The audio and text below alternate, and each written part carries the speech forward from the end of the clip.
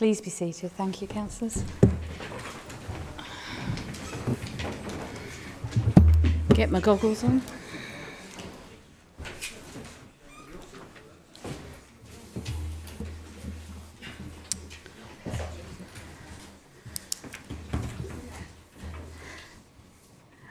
I welcome everyone to the full council meeting, including members, officers and any members of the public who may be attending remotely.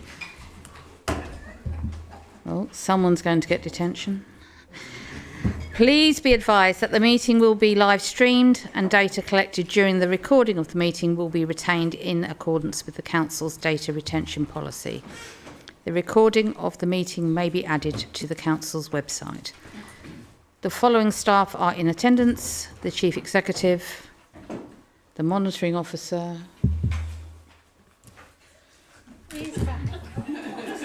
and Democratic and Electoral Services Manager. He's there, really. Keep coming, Robin. Agenda item 1, emergency evacuation procedure.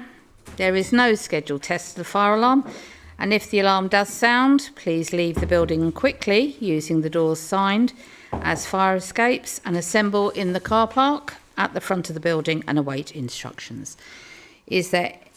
If there is anyone in attendance who might require assistance in evacuating the building, please make themselves known. Anyone? No. Thank you, members.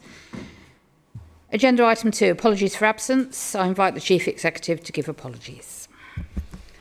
Thank you, Madam Mayor. I've received apologies from councillors Monique Bonney, Andy Booth, Roger Clark, Simon Clark, Kieran Golding, Rich Lehman, Claire Martin, Carrie Pollard, Pete Neal, Julian Speed, Elliot Jays is online. Both councillors Simon Clark and Elliot Jays are online. However, they won't be able to vote on any matters. Thank you. Thank you. Are there any others, please? Councillor Gibson. Madam Mayor, there are 2 potential latecomers from the Labour group in Charlie Miller and Ashley Shield, but if they don't make it, then apologies. Thank you. Thank you, Councillor Gibson. That's agenda item 3. Do members approve the minutes of the council meeting held on the 30th of July, minute numbers 236 to 255, as a correct record? All agree. Thank you, councillors. Agenda item 4, declarations of interest. Do members have any interest to declare? No? Lovely. Speeding through. Agenda item 5 is Mayor's announcements, which I'll get my little book out for. So, councillors, since the last full council, my deputy and I have done 20 plus engagements, notable ones being, and I apologise if I've excluded any, well I have, but you get the drift, both Sheerness and Sittingbourne Carnival, the Hop Festival, VJ Day celebrations where I laid my first wreath as Mayor, Big Cat Sanctuary, which was done with the Mayor of Ashford, and a choral celebration in Maidstone at the weekend where the Sittingbourne Orpheus Choir was one of the 8 that sang. In fact, they were the first to sing in the sing-off. But probably one of the most inspirational things I did was the Baton of Hope, which was done not last Sunday, but the Sunday before, I think, where myself and the leader of the council, I did the first leg of the baton and Councillor Gibson did the last leg. I think it makes you realise how much work we need to do with concerns to mental illness and suicide awareness. So I really appreciated doing that. So coming up, I've got a number of things coming up that I thought I'd let you know in case any of the councillors here tonight or online want to attend. I'm at Master's House tomorrow with Denise Knights and Launch It, but we've also got a dementia event at the Swallows, RC Experts, on the 6th of October, which I believe I'm doing the dementia awareness course where I'm going to I've had to sign a health waiver, that's all I know. I'm also doing the unveiling of Milton Regis sign on the 11th of October and Faversham Carnival as well on the same day, as well as being at the launch of the Poppy Appeal in the Forum on the 25th and the unveiling of the Kemsley sign and community garden on the 31st. As I said, I hope, councillors, that we can get... You're more than welcome to come to any events that I'm at. I was at one today in Milton Regis at the Willows, a day centre, which is, I believe, the only one in Sittingbourne that gives care for people with dementia. And it's those little ones that I've always said I want to go and seek out. So, as I said, I encourage it. I know we'll all have busy lives. If we can't make it, then fine. But as I said, it would be lovely if people came. Okay, thank you. That's me waffling on for too long. Thank you. So item 6, questions submitted by the public. No public questions have been received. So we're on to agenda item 7, questions submitted by members. One question has been submitted. I'd like to ask Councillor Mike Whiting to put his question and then invite the leader to respond. Then I will ask if there is a supplementary question. Councillor Whiting. Thank you, Madam Mayor. During the debate on the secondary school places on the Isle of Sheppey at the full council meeting on the 30th of July, I raised the need for this council to engage with KCC as a matter of urgency to discuss its education commissioning plan. That plan is currently being revised and due for publication in the autumn. Left unchanged, Madam Mayor, the plan will forecast a surplus of secondary school places for the Isle of Sheppey, with no plan to create more spaces. For this year's Year 7 intake, the plan showed a surplus of 39 places, and we all know how wrong that forecast was. On secondary school offer day in the spring, 60 Sheppey children were refused a place at the 2 local schools on the island because they were full, with many being offered Abbey School in Faversham over 25 miles away. That same plan is currently showing a surplus of 34 places for next September and an average of 43 spare places for each year thereafter until 2035. Despite 650 new homes currently under construction in Minster, a further 650 having received planning permission east of Scockles Road, and approximately 1,000 more earmarked for Sheppey in the emerging local plan, with the majority of those in Queenborough. So what steps has the leader taken, Madam Mayor, to ensure to meet with KCC to ensure the forecasts in the 26-36 revision of the Education Commissioning Plan are more accurate, and that the revised plan contains strategies and proposals to address any shortfall to ensure every island family who wants a place at one of the 2 secondary schools for their children next September and beyond will get one. Thank you.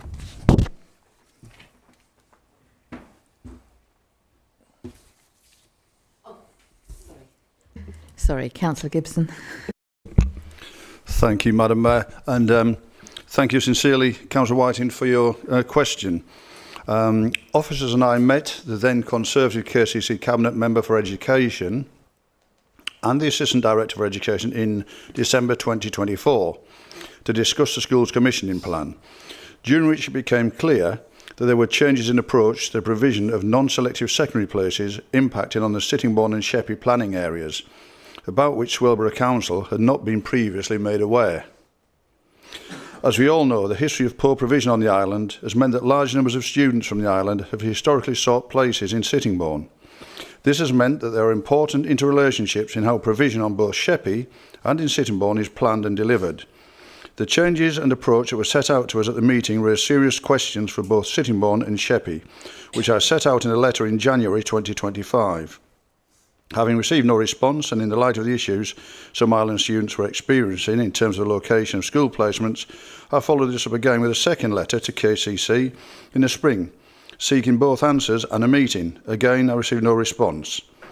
I'll continue to pursue this important topic with our county partners, and perhaps the County Cabinet Member for Integrated Children's Services, who's sitting right across from me, could assist with securing a response from a Cabinet colleague. I'm sure there are regular contact in regular contact with the complementary of their remits.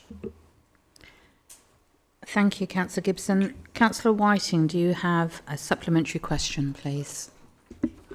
I do, and I thank the leader for his answer, and I thank him also for the efforts he's made to contact KCC and to try to get some answers on this. My question will be, will he continue with those efforts to actually see a copy of this plan and ensure that Swales officers are involved in the rewriting and updating of the plan before it's published later in the year? Thank you. Councillor Gibson. Thank you, Councillor Whiting. And just to give you some comfort on this one, I have since the previous council meeting met with officers to discuss just that very same thing. And you can be rest assured, I'm certainly not going to take my foot off the gas, that's for sure. And if I look over to my right, there's one of our councillors sitting at the back there. They'll absolutely make sure that I don't. Won't you, Councillor Worcester? So you have my assurances that that will happen. Thank you. Thank you, ma'am. Thank you, Councillor Gibson. Agenda item 8 is the leader's statement. I will ask the leader to read his statement, and then I will ask the leaders of the opposition groups to respond in the usual way. Following that, I will invite other members to respond to the leader's statement. Members invited to speak will have 3 minutes. This item has an overall time limit of 30 minutes. To ensure broad fairness, I will try to invite responses from members of the administration and opposition groups in roughly equal numbers. This may mean that I will deviate from the order in which members have indicated a wish to speak. Can I please remind all members that responses must be to the issues raised in the leader's statement. I invite Councillor Tim Gibson to give a verbal statement. Thank you, Madam Mayor. I'm delighted to begin tonight with some excellent news for Sheppey East. Our community has been awarded up to 20 million over the next 10 years through the government's Pride in Place programme. This makes Sheppey East one of only 169 areas across the whole country to benefit from this long-term investment. The funding will provide up to £2 million each year. And the key principle of this funding aims to ensure that local people will be at the heart of decision making. To ensure that, we'll be establishing a new neighbourhood board by next summer, bringing together residents, businesses and community leaders to shape the vision and oversee delivery. This is a golden opportunity to deliver real and positive change for our communities, building on the successes we've already achieved through the Sheerness Revival Project and the UK Shared Prosperity Fund. In addition to this decade-long commitment, Swale will also be receiving an immediate share of 150 million in capital funding to help kickstart improvements in our borough. Having highlighted the Sheerness Revival Project, it would be remiss of me at this point to let the opportunity pass without highlighting what an outstanding success our new Beachfields Adventure Golf Course has proven to be. Since opening just 8 weeks ago, figures show more than 4,900 people have visited this heritage-themed course after it was officially opened by our Mayor at the end of July. Another example of investment in our community is the refurbishment of the Sheppey Sea Cadets facility at Barton's Point. With this council support, the facilities have been modernised with new classrooms, upgraded equipment and even a ship simulator. This centre now supports over 70 young cadets, giving them skills, confidence and opportunities for the future.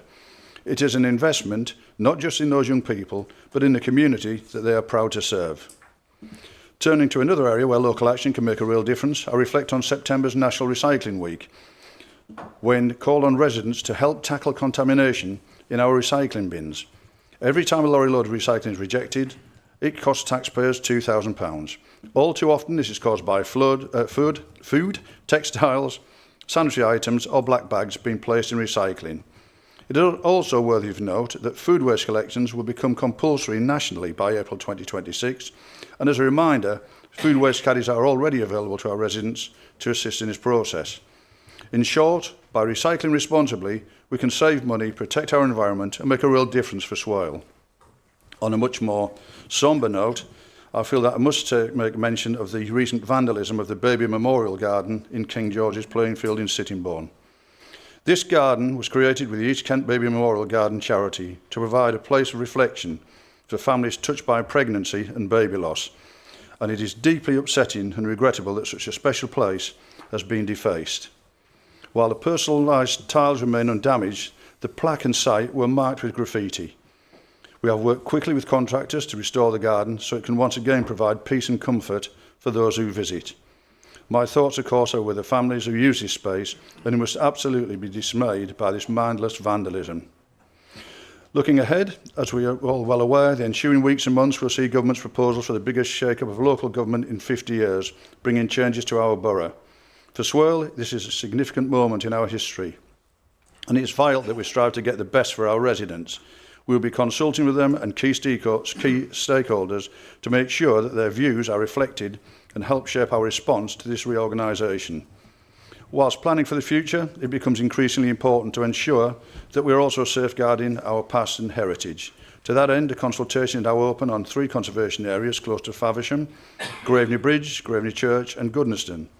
These areas are rich with history, from the remains of medieval farming and churches to the discovery of England's most well-preserved Viking ship and to the signs of a once thriving hop industry.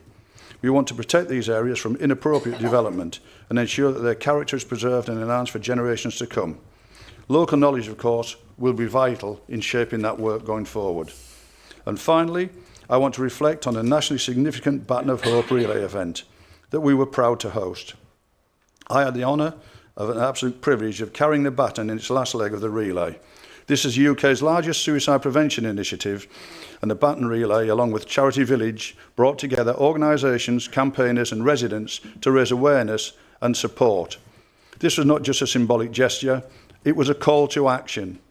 Suicide is surrounded by stigma, but by opening conversations and making support more visible, we can show that no one in Swale has to face these challenges alone. Together, we can build a community where compassion replaces silence, where hope is rooted and every life is valued.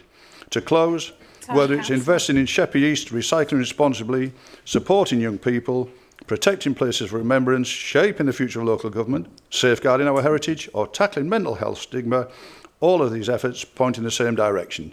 Together, we can build a stronger, more caring and more sustainable Swale. Thank you. Thank you, Madam Mayor. Thank you, Councillor Gibson. I invite Councillor Lloyd Bowen to give a response to the statement, please. Thank you, Madam Mayor, and thank you to the leader for his report then. I think everyone would be foolish not to welcome the funding for the East End of the Island, 20 million and 2 million over the course of the next 10 years. Great, fantastic. We've got to put that money to really, really good use. But it'd be remiss of me to say, actually, it's not just the island. Swale is bigger than the island, and there's not much funding coming through to the other parts. And 20 million is a good amount. And we're just doing the maths a little while ago, trying to think of the number of noughts. But the entire pot, it works out that we've actually got 0.4%. That's not really hugely achieving very much in the grand scheme of the entire country when our MP can stand and grandstand of 0.4%. So 20 million, brilliant, but the bigger scheme, But on that piece of work, there's a lot of effort going in through a lot of members in this chamber, but I particularly want to highlight also the work of Councillor Leanne Moore, who's been working on this particular subject for many, many years, both in this chamber and more frequently outside this chamber before she became a member, and her family. It's through dedication of councillors, members of the public, that actually make things like this happen and put it on the agenda. I would also note a slight bit of caution that the more we make things better, there could be ramifications of that, because suddenly it becomes attractive, and when it becomes attractive, you look at more houses and developers start thinking, that's a nice place. Be careful what you wish for at times. Recycling Week, this came up in a meeting earlier today with Councillor Worcester, and great, I think brilliant, the message has got out there. The one which, and I said it earlier, that struck home to me, but I didn't realise it was Recycling Week per se, but I do recall that there was the Facebook post saying you can now recycle your toothpaste packs. So it is getting there, and people are picking up these subliminal messages, and that's great. The goal, totally endorse and agree with your comments about the baby memorial. We are seeing far too many instances of public places being vandalised and damaged for absolutely no reason whatsoever. I will leave that at that point. Two final one, oh no, three. LGR, I agree, but we also need to have the history, as you say, the legacy of, and that impacts on the budget. We cannot leave this council or Time, councillor. going through. Can I have just 10 seconds? And remiss of me of this, unusual, I would just like to say from the email earlier this week, congratulations and good luck to Billy on his future. Thank you. That was a quick 3 minutes. That's why you got to fill it well. Thank you, Councillor Bowen. I invite Councillor Mike Baldock to give a response to the statement, please. Councillor Baldock. Thank you, Madam Mayor. Well, it'd be churlish not to welcome a bit of money that we've got from the government. Sheppey East is in need of revitalisation, in need of some attention down there. So I do welcome that. And yeah, the contamination of recycling. It's something I've been on about for a while. It is really difficult. Thank you to Councillor Bowen for letting me know I can't recycle my toothpaste brushes until now. I don't have to be careful now though. But the baby memorial vandalisation is, I don't know the details, but what sort of mind can do that? What sort of person goes out and gets gratification from destroying something that's there to give comfort to others? I mean, that's just got to be the lowest of the low. And I don't know if we're any close to catching the person who did it. I doubt they keep it to themselves. So I hope if anybody does know, obviously not just in this room, it would be awful if that was left unresolved. On to consulting residents about the local government review. We can consult. We've been consulted, we were ignored. We can go out and consult and ask people, do we really believe this government has the slightest interest in what the people of Swale think about the future, or indeed the people of the whole of Kent think about the future? They're just going to go ahead, they're steamrolling it through. There won't be an option to opt out, even if people want to. It's going to be done to us. I worry that we'll end up spending a fortune just to be ignored and all our residents be ignored. So let's not create expectations that this consultation will actually have a meaningful input. We've seen how meaningful input it is so far. And I do welcome the ongoing programme of conservation area reviews. Of course I do. I championed it. But it's noticeable that between 1999 and 2019, less than half a dozen conservation area reviews were done. In the half a dozen years since 2019, we've done around 20. Conservation areas are really important for recognising the value of an area, for making sure that future development is in line with what's there, even if there are some horrendous monstrosities like those in Borden that got away with it. But they are important, and we have started to really push forward on those conservation area reviews, protecting our heritage, protecting our Time, councillor. our areas. Oh, another half hour, no? So, yeah, good to see that carrying on. Thank you. Thank you, Councillor Baldock. I invite Councillor Hannah Perkin to give a response to the statement, please. Councillor Perkin. Thank you, Madam Mayor. And it's always a bit strange going third in these scenarios because you feel like most of the ground has already been covered. But yeah, absolutely, it's great news for Sheppey East. And also, it's really good to see that that is being put towards local voices being valued and being part of building the necessary growth for the places that these people live in. I think it's really important that we have those kind of ground-up initiatives which are set around prosperity within local communities. So I hope it's really successful. National Recycling Week, I think, really shows that people in Swale really care about their environment and will do a lot to make sure that they're making a difference. I completely agree with all of the comments that have been made about the vandalisation of in the Memorial Garden. It's an absolutely grim crime, and huge thanks to the contractors for looking to fix it as quickly as possible, and to the police for the work that they're doing in trying to find the culprit that chose to do that with their time. Local government reorganisation, we spoke about this a little while ago in this chamber. It's going to be a significant change. I think it's probably worth pointing out that Swale has done its fair bit of consultation on this, and actually where the consultation is missing is that national government, and national government have really seemed to be completely uninterested in what local people really care think about with local government reorganisation. So props to us for trying, but I agree with Councillor Baldock that it doesn't feel very fruitful.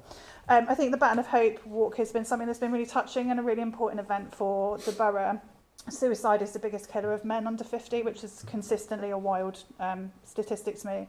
But there's also been the most significant increase in rates of suicide of women under 24 since records have began. So everything is pointing in the direction that things are pretty bleak for a lot of people out there at the moment, and everything that we can do to raise awareness of where people can receive help, but also to reduce the stigma and taboo around discussions around mental health.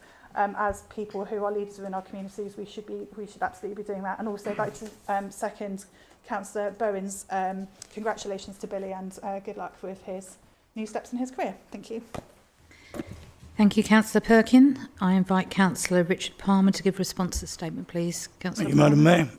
I think most have been said. I agree with what Councillor Baldock said about local government reform. It's a done deal as far as the government's concerned. They will drive through what they want. And I think even with a consultation, it's not going to achieve much. Recycling is good. And I appreciate the council puts out as much information as they can. I feel a lot of people would like to recycle more, but sometimes they're not too sure what is actually, or what can go into recycling, or things they think can be recycled can't. But more information, but I appreciate the council does send out where it can. Fantastic news actually that the east of the island is receiving money. Yeah, we'd all like it to be more, and we'd all like it all over Swale, but Sheppey in particular has suffered badly, and it is good news, even if it is only 20 million, but it's 20 million that we never had, or they never had. I only hope that the admin costs of that are kept to the basic minimum, and as far as possible, we listen, and the public do have their say in it. And I appreciate the baby garden. I think is a very tragic event to occur, and most people have said that.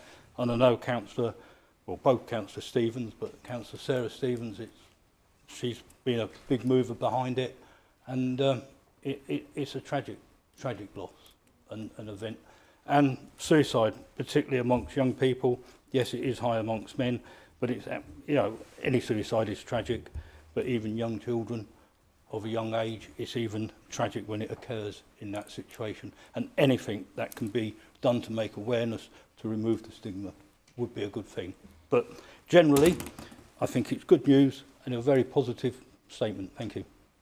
Thank you, Councillor Palmer. I invite Councillor Alistair Gould to give response to the statement, please. Councillor Gould. Thank you, Madam Mayor.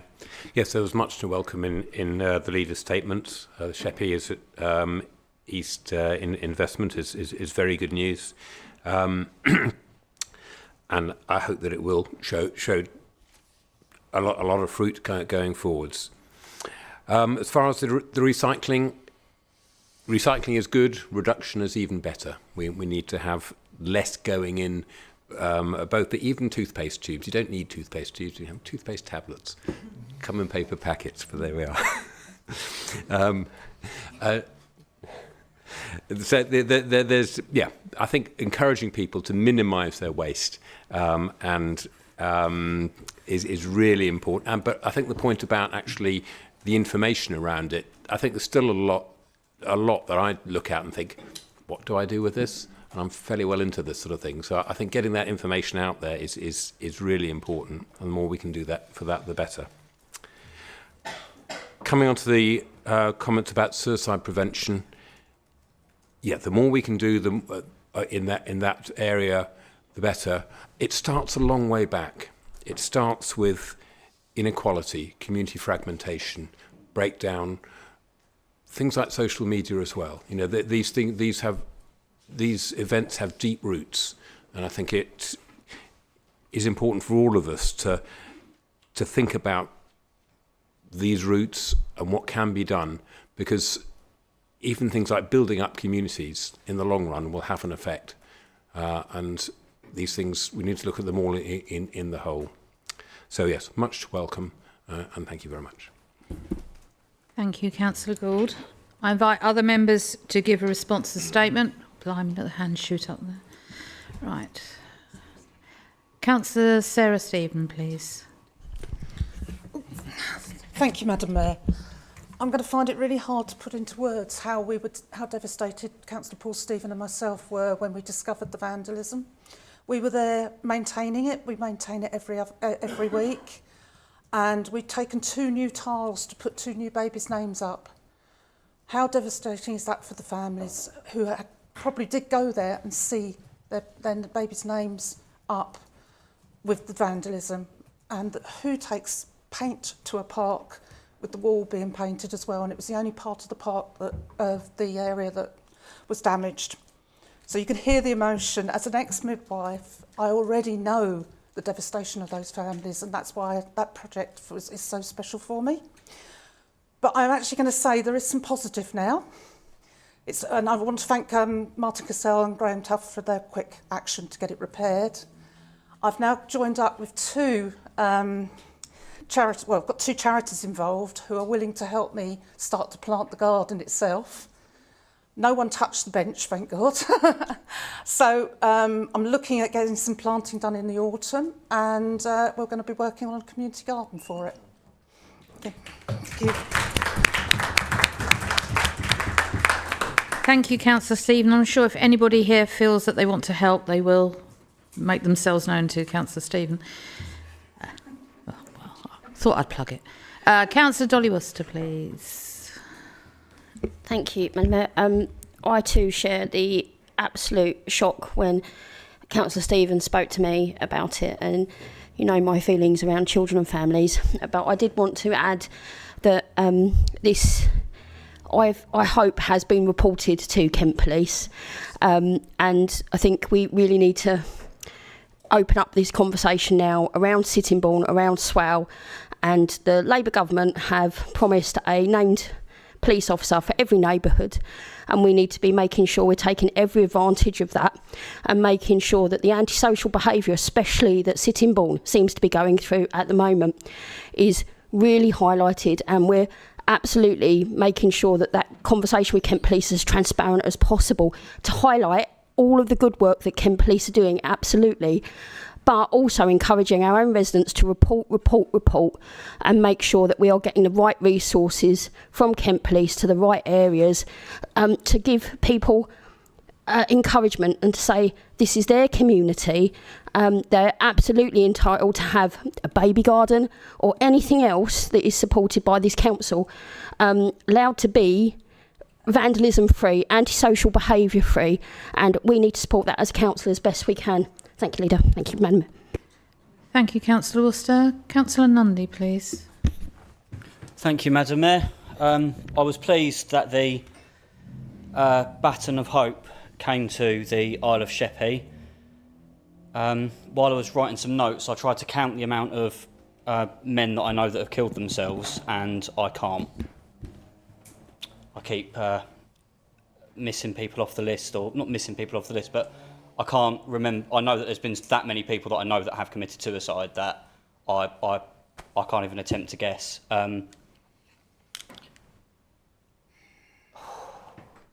Two people that I work with committed suicide a couple of years ago, and there was some real action taken by the people that run where I work to try and find out what more can be done. And I think that ending the stigma around men's mental health and suicide is only half the battle. I think Councillor Gould quite rightly alluded to it.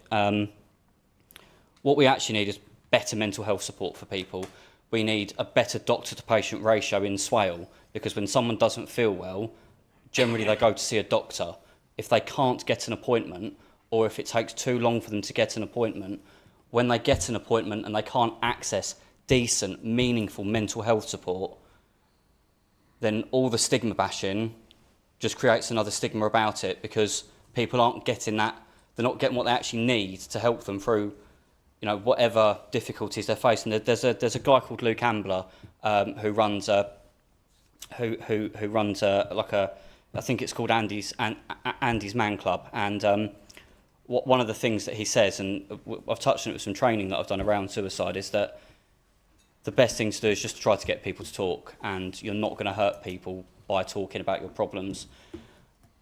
People aren't going to hate you, you know, you're not burdening someone with your own issues. So it's really good that the Baton of Hope came, but what people desperately need is far better access, and at a much earlier age, decent mental health support. Thank you. Thank you, Councillor Nundy. Councillor Ben J. Martin, please. Thank you, Madam Mayor. I'm going to go very specifically on the contamination and the recycling week. I think the first thing we have to remember is that we get the re's in the wrong order. It is around rethinking, reducing, reusing and then recycling, and we always seem to put recycle first when we discuss. But also we have to look at the benefits that we have had. Simpler recycling coming in is a good thing. It is a good thing and has helped. But actually, we're not helped by the fact that it's coming for business first and then is coming for domestic properties. At the moment, part of our contamination issue is down to the fact that at work you can recycle your Terra Packs if you're an employer with more than 10 full-time equivalent employees. If you live in Medway, you can recycle your Tetra Packs. If you are in Kent, you cannot, because the Waste Disposal Authority doesn't accept them. And there are so many instances of that, and I choose Tetra Packs as the easy example because anyone that uses plant-based milk is instantaneously having Tetra Packs. If you have fruit juice these days, you have Tetra Packs. They're relatively easy recycle, but they're not dealt with by KCC. So until we have the full range of simpler recycling in place, we are going to struggle to an extent. We also need to make sure, and we need to question ourselves, are the flats and the streets that don't currently have food waste collection ready? Are they going to be ready? Do we need to be having conversations with the registered providers and the other landlords that run the blocks of flats to make sure that their bin store areas are capable of actually introducing food waste recycling and general recycling, where they only currently have general waste? Thank you, Madam Mayor. Thank you, Councillor. Councillor Paul Stephen, please. Thank you, Madam Mayor. I did attend the Baton of Hope along with my wife, Councillor Sarah Stephen. And first of all, I'd like to say a personal thanks to Madam Mayor, who did start the Baton off, but she also walked the whole route there and back, and which was along the was it Shingle Bank. Lovely day, it really was, and it was so nice to see so many groups there to actually support it. I didn't go as a councillor. I went as a founding member of Men Talk Health, who actually took the last leg of the baton and handed it over to Councillor Gibson. And suicide is an awful thing. And I know Tom couldn't name or number. I can. I'm working with Men Talk, and since we've been going nearly 3 years now, well, exactly 3 years in 2 days' time, we've estimated we've saved 15 lives. And that's a lot. And unbelievably, we're still getting new members every single week. And it's right to talk. That is their help. We're also now branching out to Faversham, and the Mayor of Faversham has approached us to set up there, and Sheppey Matters has asked us to set up a group down there as well. So we're branching out and hoping to help as many men as we possibly can. And believe you me, it was an eye-opener to me on my first night. 70 men turned up for the first meeting, and it's a roughly between 70 and 50 every Tuesday night. And I'm no counsellor, I can't give advice, but I can sit and listen. And I didn't know that the first night. I sat there and I listened, I got emotional, and I went to the guy that ran it, Jason Firminger, who is a professional counsellor. I said, Jason, I'm doing nothing. He said, you're not doing nothing, you're listening. And it dawned on me eventually that this is how it works. Guys sit down, they talk about their problems and their illnesses, and they're talking to people that have actually suffered that. And they come back with ideas, and they talk, but I say they heal themselves. They make life easier for themselves. So when the baton of hope came down, that was a fantastic day. We got to hold the baton as well, and we got some great speakers down there. The Sheriff of Kent was there, and he said some lovely words, as did our leader, Mr Gibson, Councillor Gibson. Thank you very much indeed. Thank you, Councillor Stephen. Councillor Winkless, please. Thank you, Madam Chair.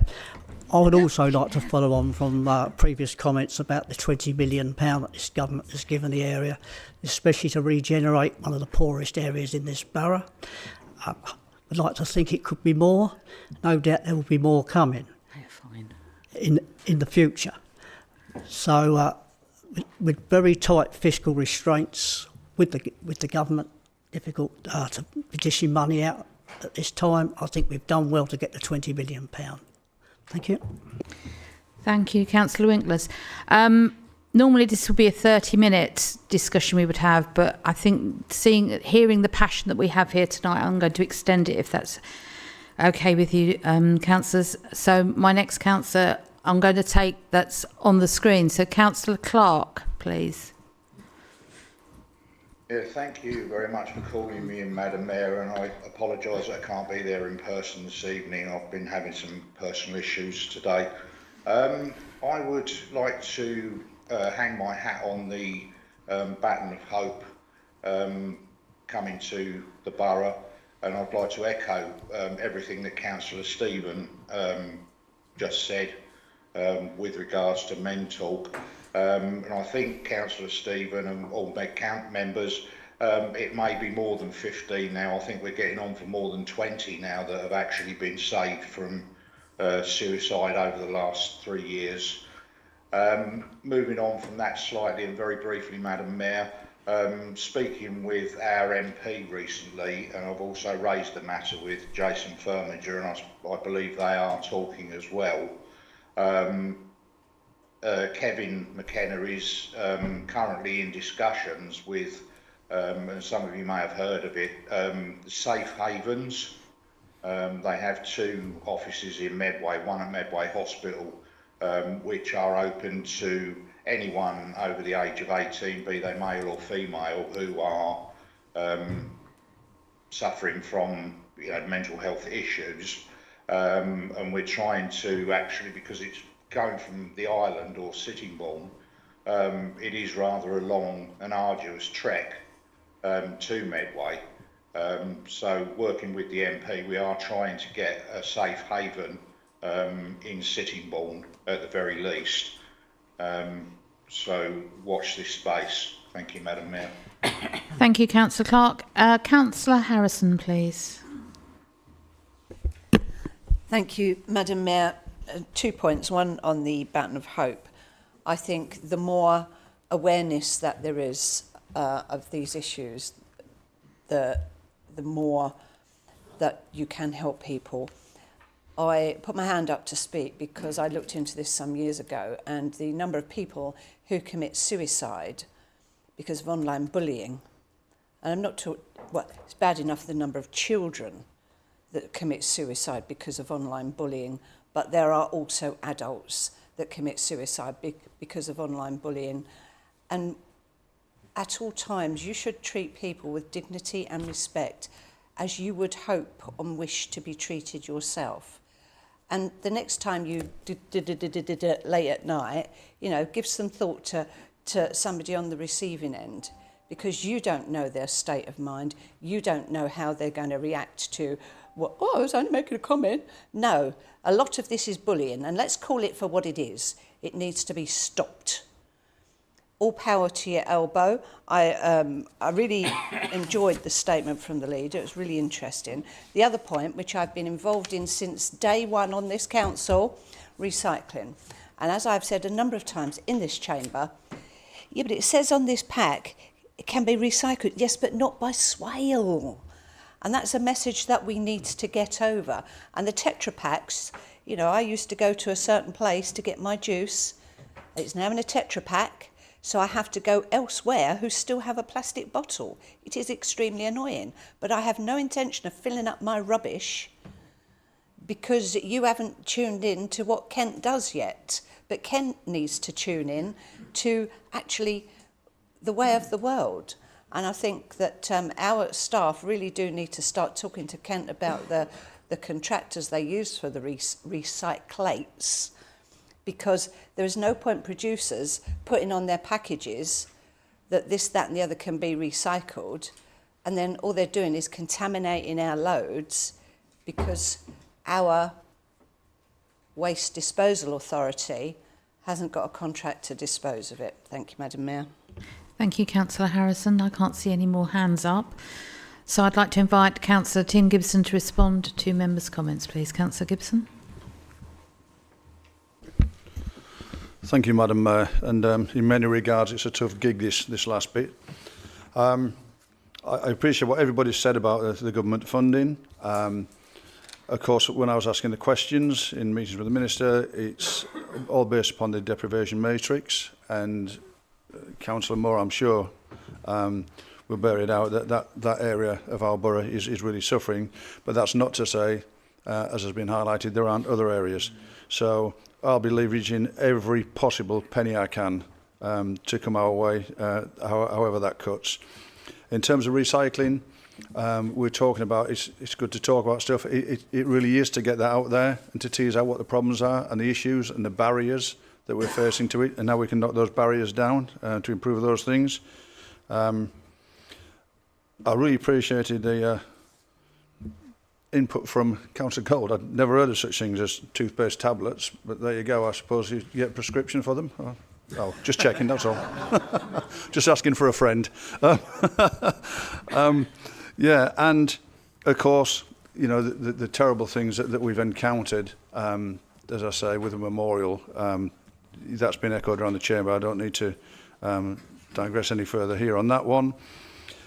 And the Baton of Hope, one of the key messages that Mike, who was one of the initiators of the Baton of Hope, whose son died by suicide, was keen to get the message out there to the public and to everybody that he hadn't committed suicide. He didn't commit suicide. You commit murders, that kind of thing.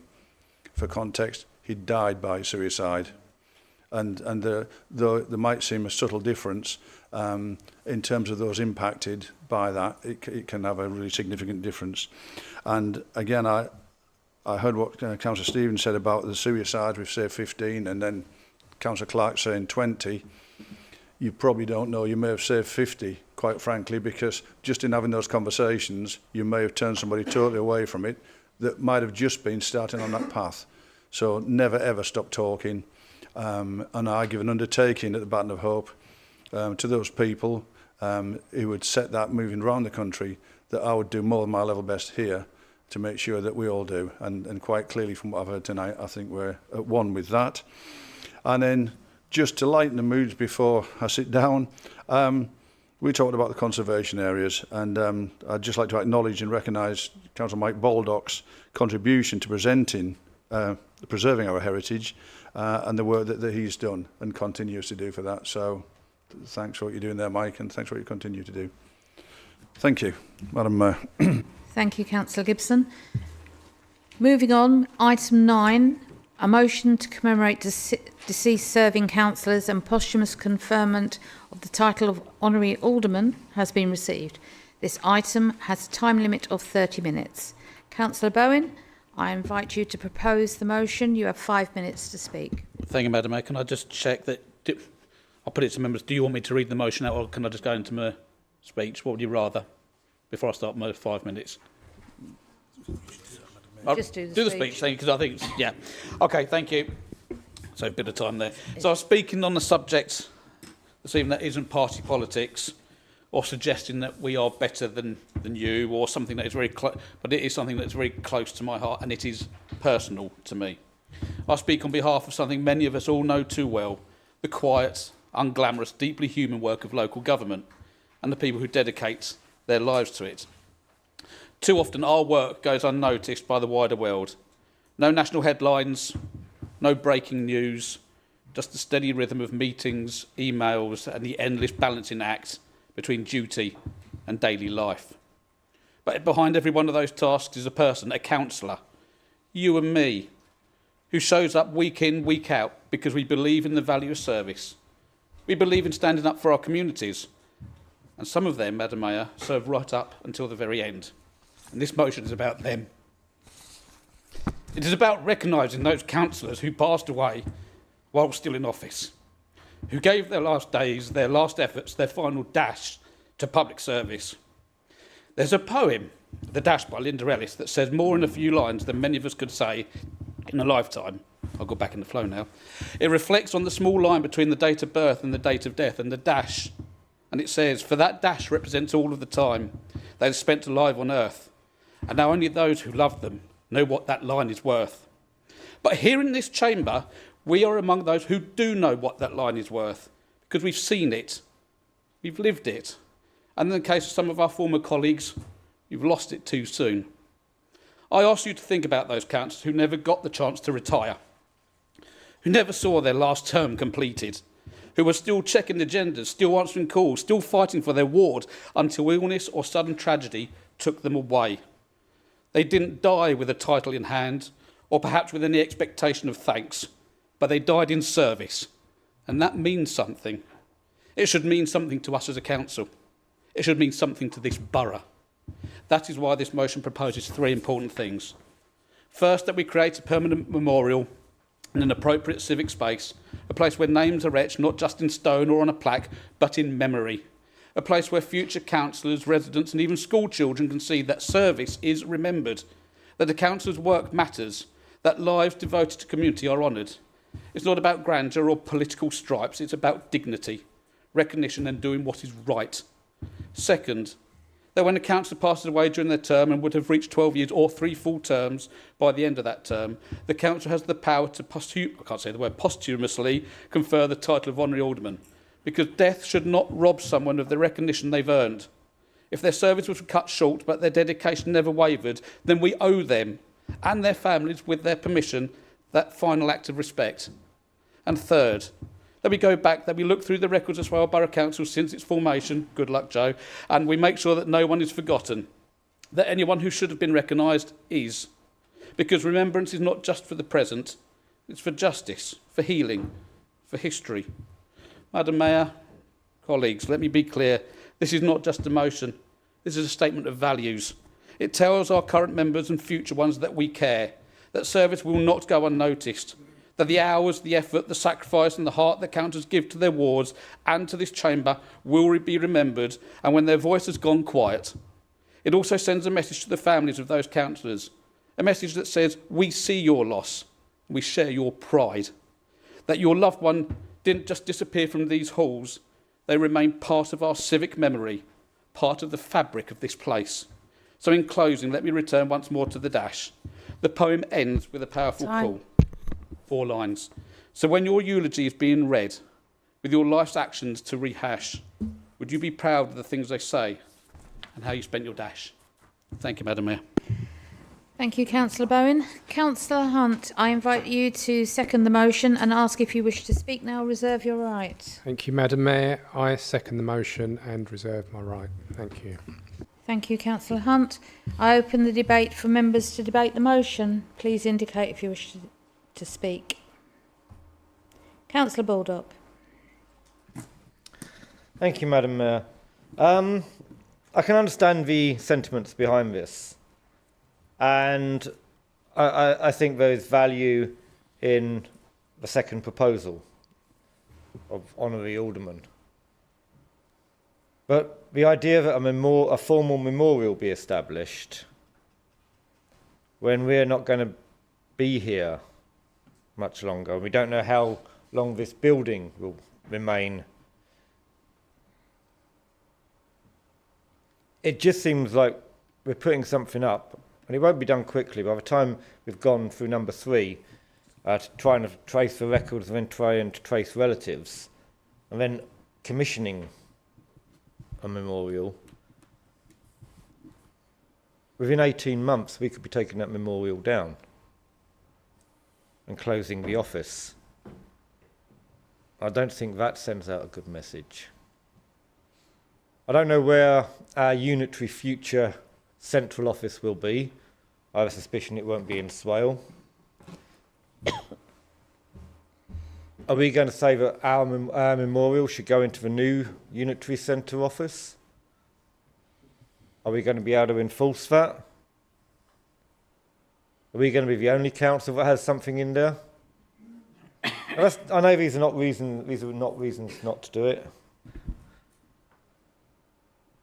But I'm just wondering if it's actually going to be more hurtful than beneficial to see something put up then taken away again. Seems a bit disposable. Not against the idea. I just think that it probably needs a bit more thought, and especially when we are at the stage we are, where we might not be here much longer.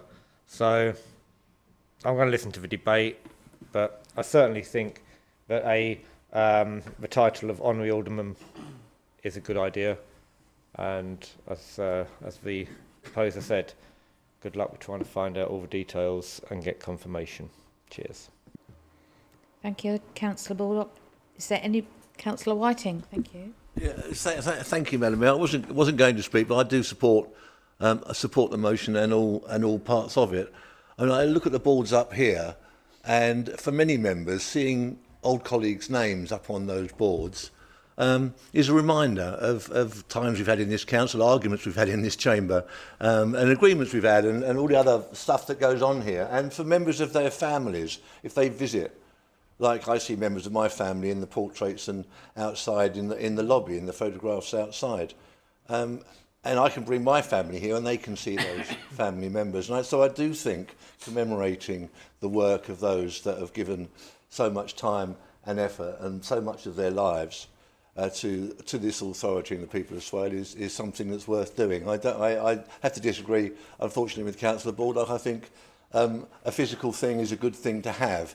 What happens to that if this building then becomes redundant in a few years' time, then we can take a decision about that and hopefully perhaps move it to wherever the new authority is going to be based, or in the local museum. They could go anywhere, but I do think that we should proceed on the lines that Councillor Bowen has set out. Thank you, Madam Mayor. Thank you, Councillor Whiting. Councillor Hannah Perkin, please. Thank you, Madam Mayor. Yeah, I tend to agree with Councillor Whiting in that I think that the people that we've lost as a council were really dedicated to Swale as its own sense of place. And I think that if we were to wait until we're asking for the same thing in a bigger kind of unitary space, I think it loses its sense of dedication to the authority that those people represented. So in memory of a dear friend that we lost in the Lib Dems, and someone I was bringing agendas to in the Cottage Hospital shortly before he passed away, I just have 2 points. Thank you to Councillor Bowen and Hunt for bringing it forward, and we fully support the motion. Thank you, Councillor Perkin. I can't see anybody else Oh, look. I should get my eyes fixed this way. Councillor Gibson, please. Thank you, Madam Mayor. And from my heart, I just think it's a kind thing to do. I think it's an honourable thing to do. And I think all of our parties actually would be impacted, because I can think of at least one Labour member that passed in service. and I'll be supporting the motion. Thank you. Thank you, Councillor Gibson. Now, I definitely can't see any more hands. Councillor Hunt, you reserved your right. Thank you. There's not really a lot more to say. I think the motion originally summed it up well, and I think everyone knows what this is trying to do, and remembering those that did have given service to this council. I think with what was said about a memorial, what's going to happen to it in the future, I think we need to remember what a form of a memorial is, and it's just something that keeps remembrance alive. We're not talking about statues of however many councillors there's going to be all dotted around the street or something. This, as Councillor Whiting said, there's boards behind that does give history of this council and the people that have served. And I don't think, even if this council goes, when there is a new council, all the boards, everything's just going to be thrown away in a skip somewhere. I would hope that whatever council there is, and whatever councils are joining into to a single council, has got some form of remembering the history of those councils. And that will hopefully continue, and we will remember everybody. And again, in the future, hopefully that council takes the same thing on. So I think this is a good thing to do.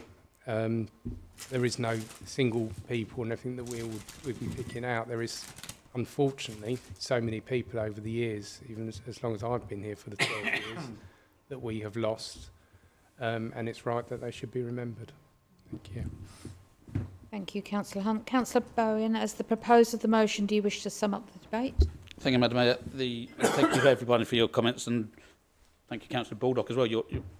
The motion doesn't say that we want to create a huge memorial. It doesn't go into that detail, as Councillor White and others have said. If we want it, we've already got one. It's in this chamber. It's behind us or in front of us, depending on where you're sat. We could use that. It's an option. And if it is own, I don't agree with the impact of LGR. It's up to us.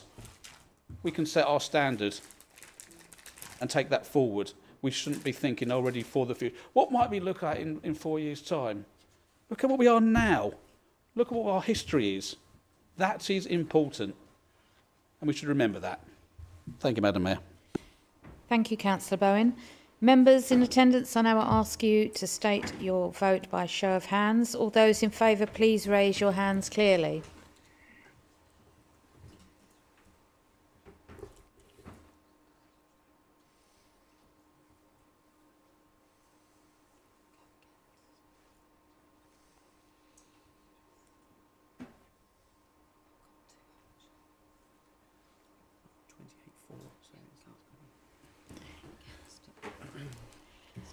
All those not in favour, please raise your hands clearly.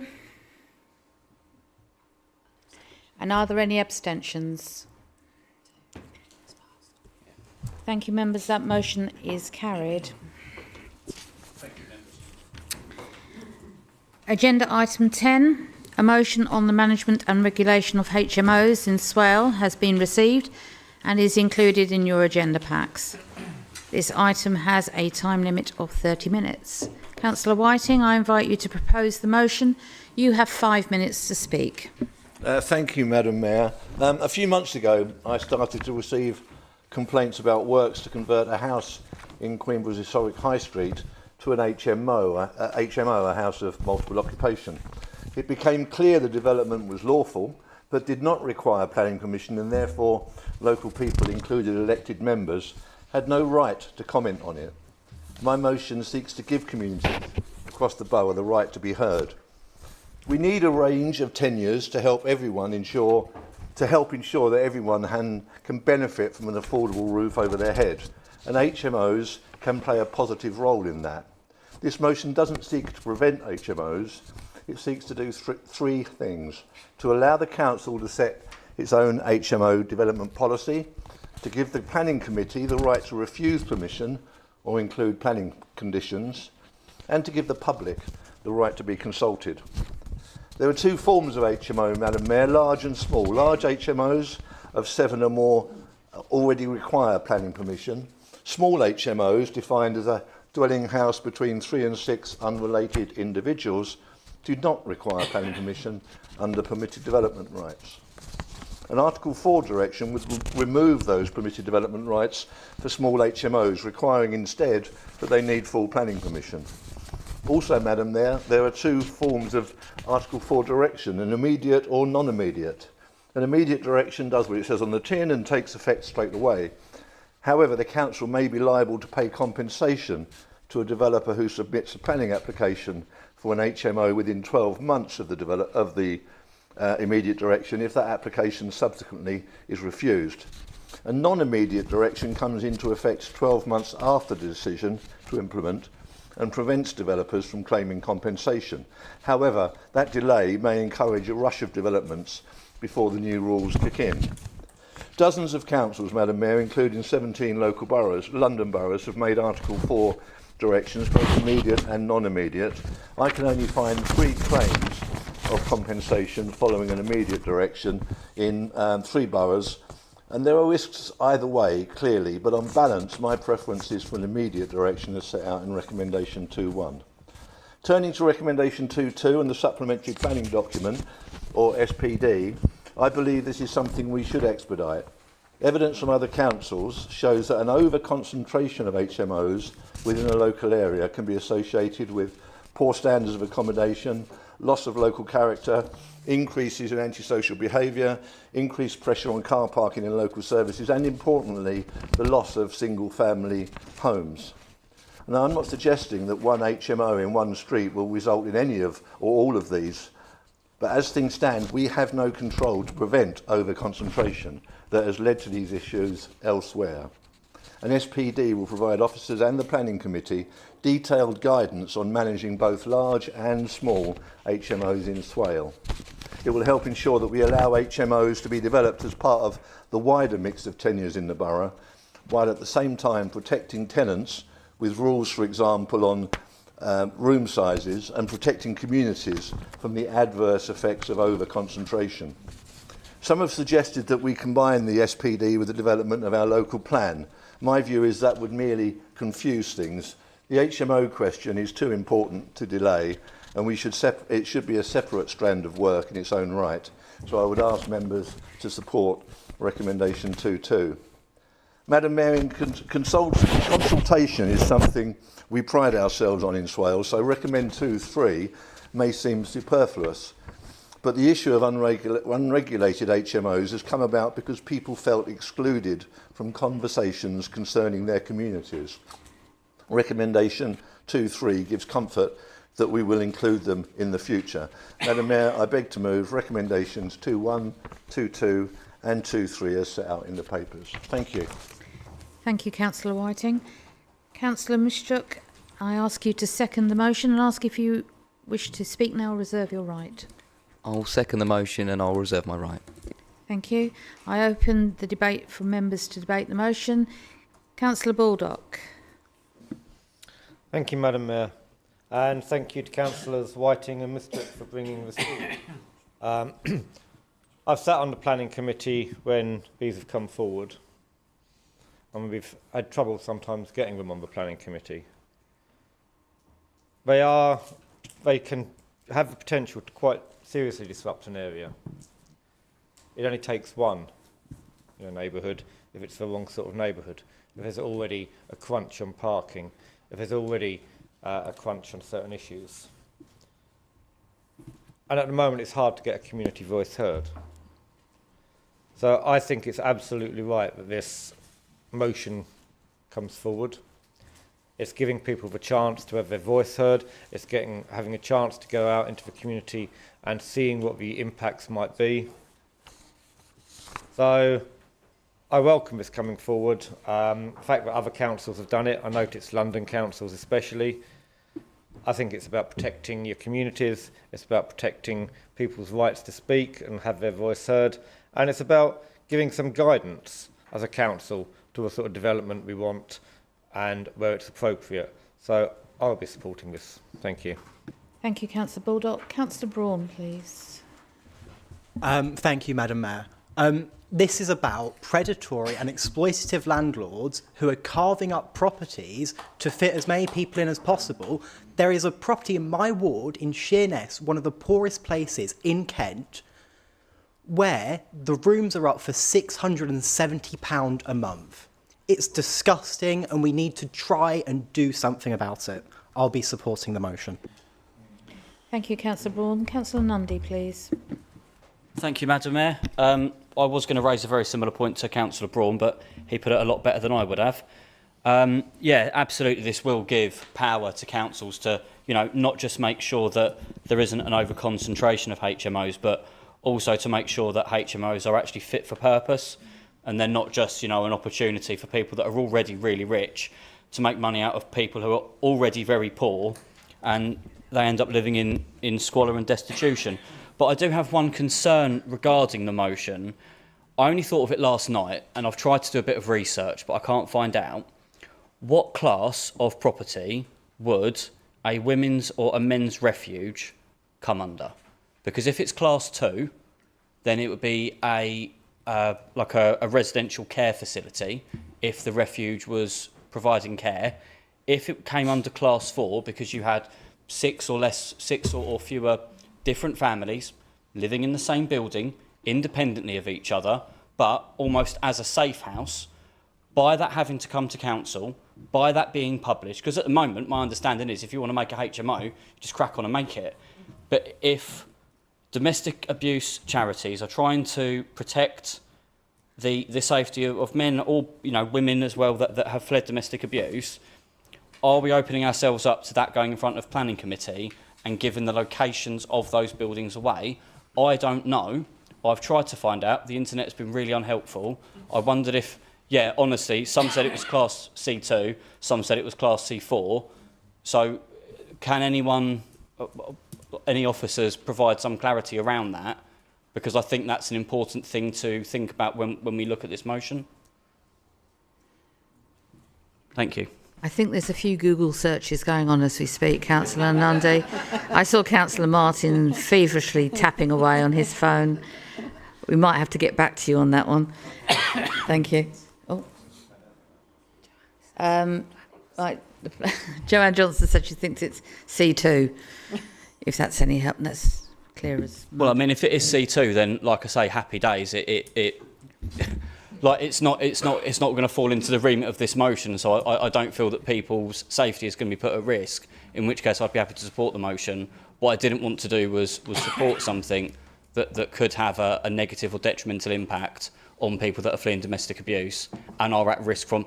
They're going out of their way to try and be undiscoverable. That's a terrible way of putting it. They're going out of their way to try and not be contacted, to flee a dangerous situation. I just wanted to make sure that this motion wasn't going to jeopardise that. Thank you. Thank you, Councillor Nundy. Next person I have up is Councillor Harrison, please. I do love a born-again Christian, people who've seen the light.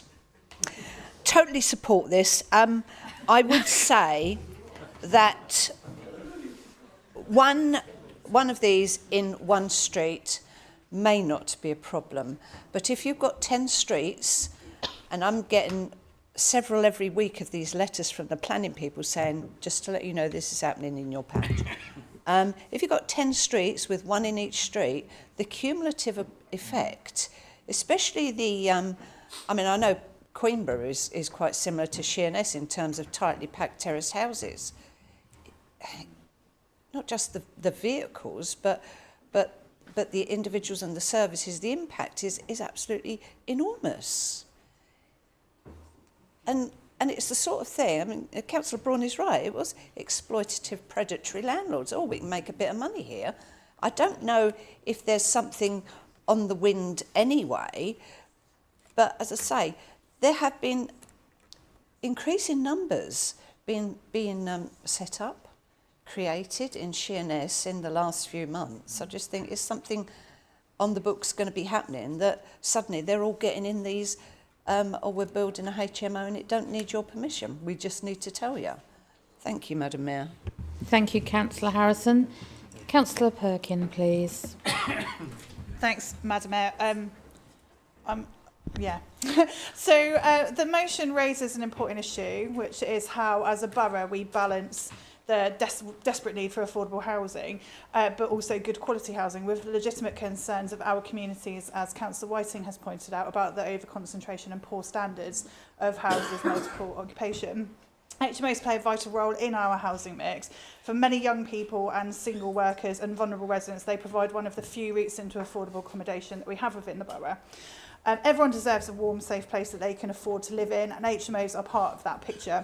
But we also know that, as Councillor Braun has said, poorly regulated HMOs can lead to terrible standards, and also a laissez-faire approach to where they spring up can put strain on local services.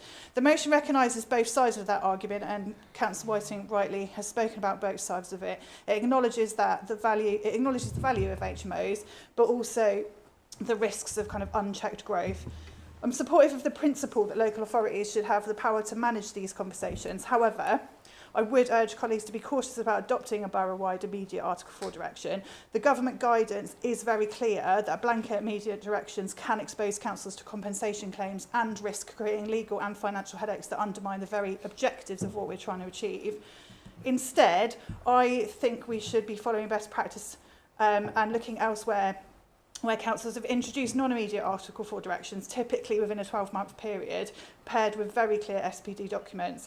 This approach avoids compensation liability, gives landlords fair notice, and allows us to consult properly with residents and stakeholders to design policy that reflects local realities street by street and ward by ward. So in summary, yes, we must act to give residents and councillors more say over where HMOs go. Yes, we must ensure that they are safe, decent and properly managed. But, and sorry to be a policy wonk on this, I don't think we should rush into a borough-wide immediate Article 4 because of the unintended risks that may cause the council and also the people that are looking to be housed. So I won't be supporting the motion as it is unless we start looking at doing point by point, but as it stands, it's not something that I can support, I'm afraid. Thank you. Thank you, Councillor Perkin. Before I've got 5 more people that want to speak, including Councillor Clark online. I'd like to seek some advice from So it's amazing how many of our planners watch us. The answer is it is either C2 or something called sui generis. Sui generis. That's him. Which is either means it doesn't fit into any category, or my team have got me to say something in French that has absolutely no bearing on this. It's Latin. It's Latin. All right, Latin. I don't care. They will have tried. But so that's what it is. It is either C2 or it doesn't fit into any category. So on that basis, sorry, Madam Mayor, if I may just quickly clarify, if it was sui generis, there wasn't an oral exam when I studied Latin at school. If it did reach that point, then would this motion not contain that, because this is only about C4 properties? As a point of information, my understanding is that sui generis do require planning permission. So if a property class is sui generis, it would require planning permission by default. But yeah, but it's not the HMO. But no. It doesn't come under the HMO regulations. Thank you, councillors. Councillor Hunt, please. Thank you, Madam Mayor. I think this is a massive problem. I'm pleased it has come forward as a motion.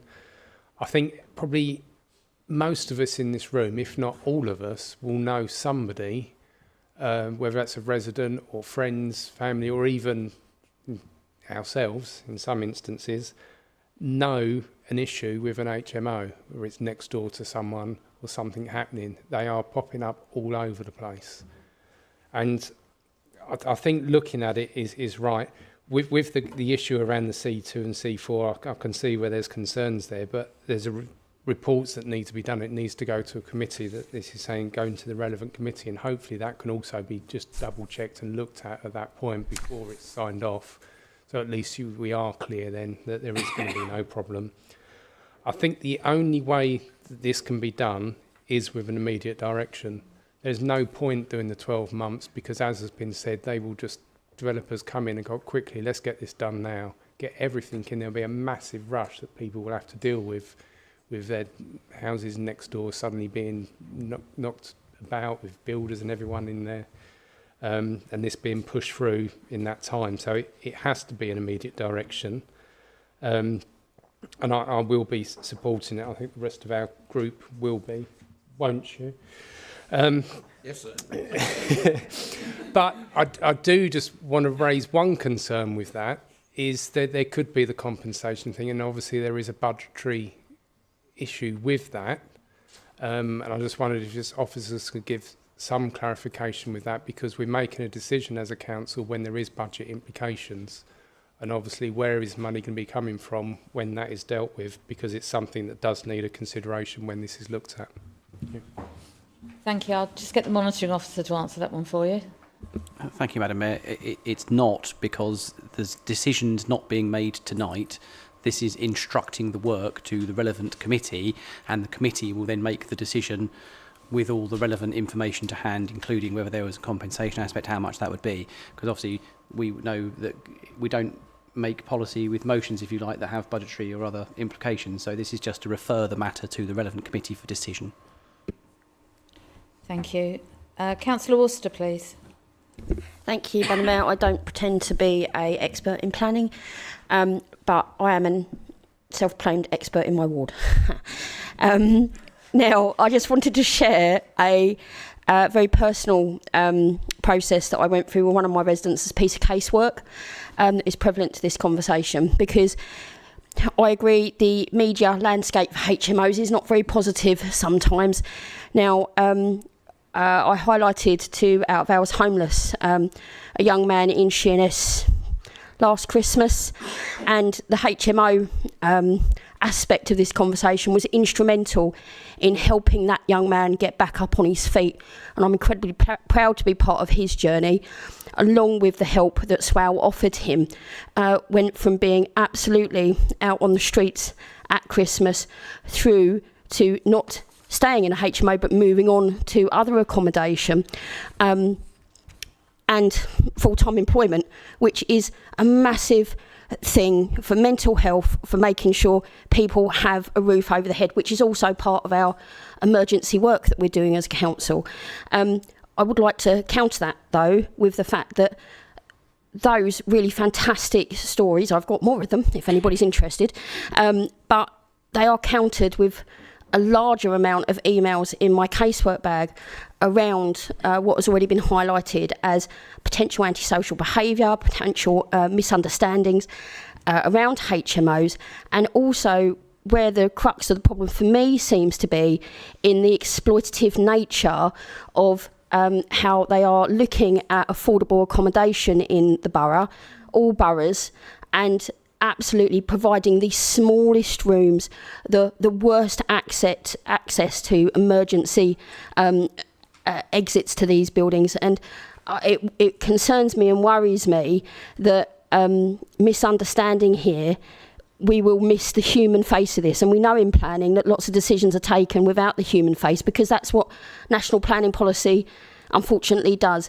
But I think with decisions like these, I would just urge members to remember that behind every decision there will be negatives and there will be positives, and sometimes those negatives get stuck in process, whereas actually the positives are absolutely people ending up in long-term accommodation with a future. Thank you. Thank you, Councillor Worcester. Online, Councillor Clark, please. Thank you, Madam Mayor. Until sort of fairly recently, when we had a major proliferation of notifications in my ward of HMOs coming forward, I wasn't aware that below 6 residents there wasn't the need for planning permission, which in saying that leads on to the fact that without the planning permission that the larger HMOs have, as Councillor Worcester alluded to, the actual fire regulations, and Councillor Gibson may be able to shed some light on this, but the fire regulations, although they have to be in place, they aren't as rigorous for the smaller HMOs as they are for those with 7, 8, 9 bedrooms or whatever. And I believe there are there are the need for HMOs, good HMOs, rather than what Councillor Braun was alluding to. But what we've got to look at in certain parts of the borough where these HMOs are springing up, my ward particularly, as well as probably others, are the residents' parking areas. And in one particular area, I've got 2 HMOs that are in construction at the moment. One that is just about finished, and one that finished a while ago, all within residents' parking zones. And under the parking regulations at Swale Borough Council, I had this problem with one in Park Road a couple of years ago.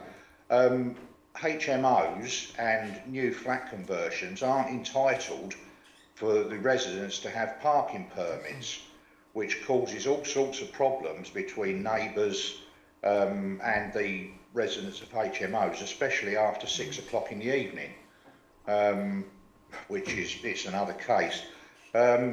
Should I have been in the chamber this evening, Madam Mayor, I would have supported Councillor Whiting's motion. Thank you.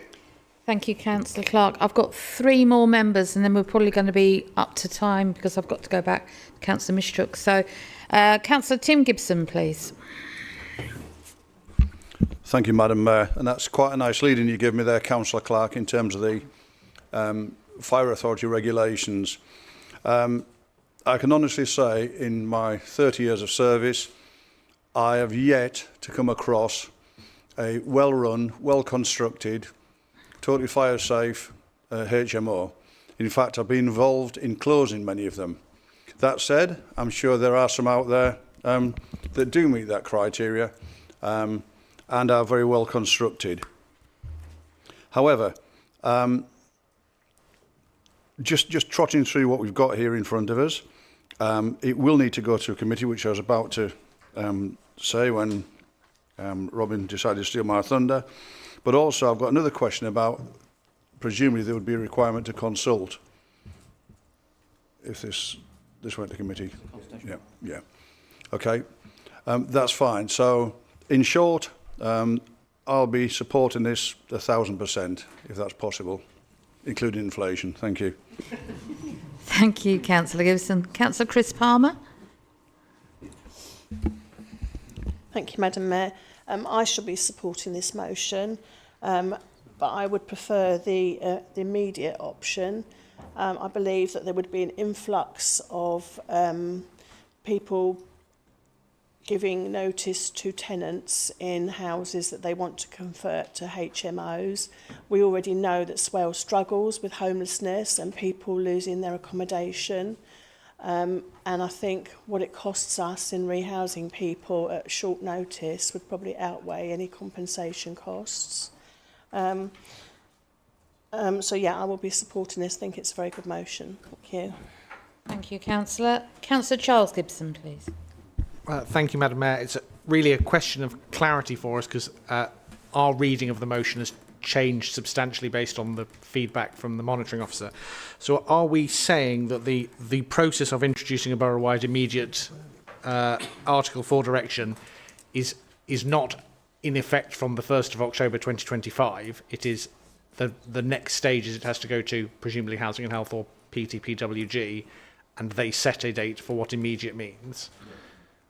In which case, we will be happy to support the motion. Thank you.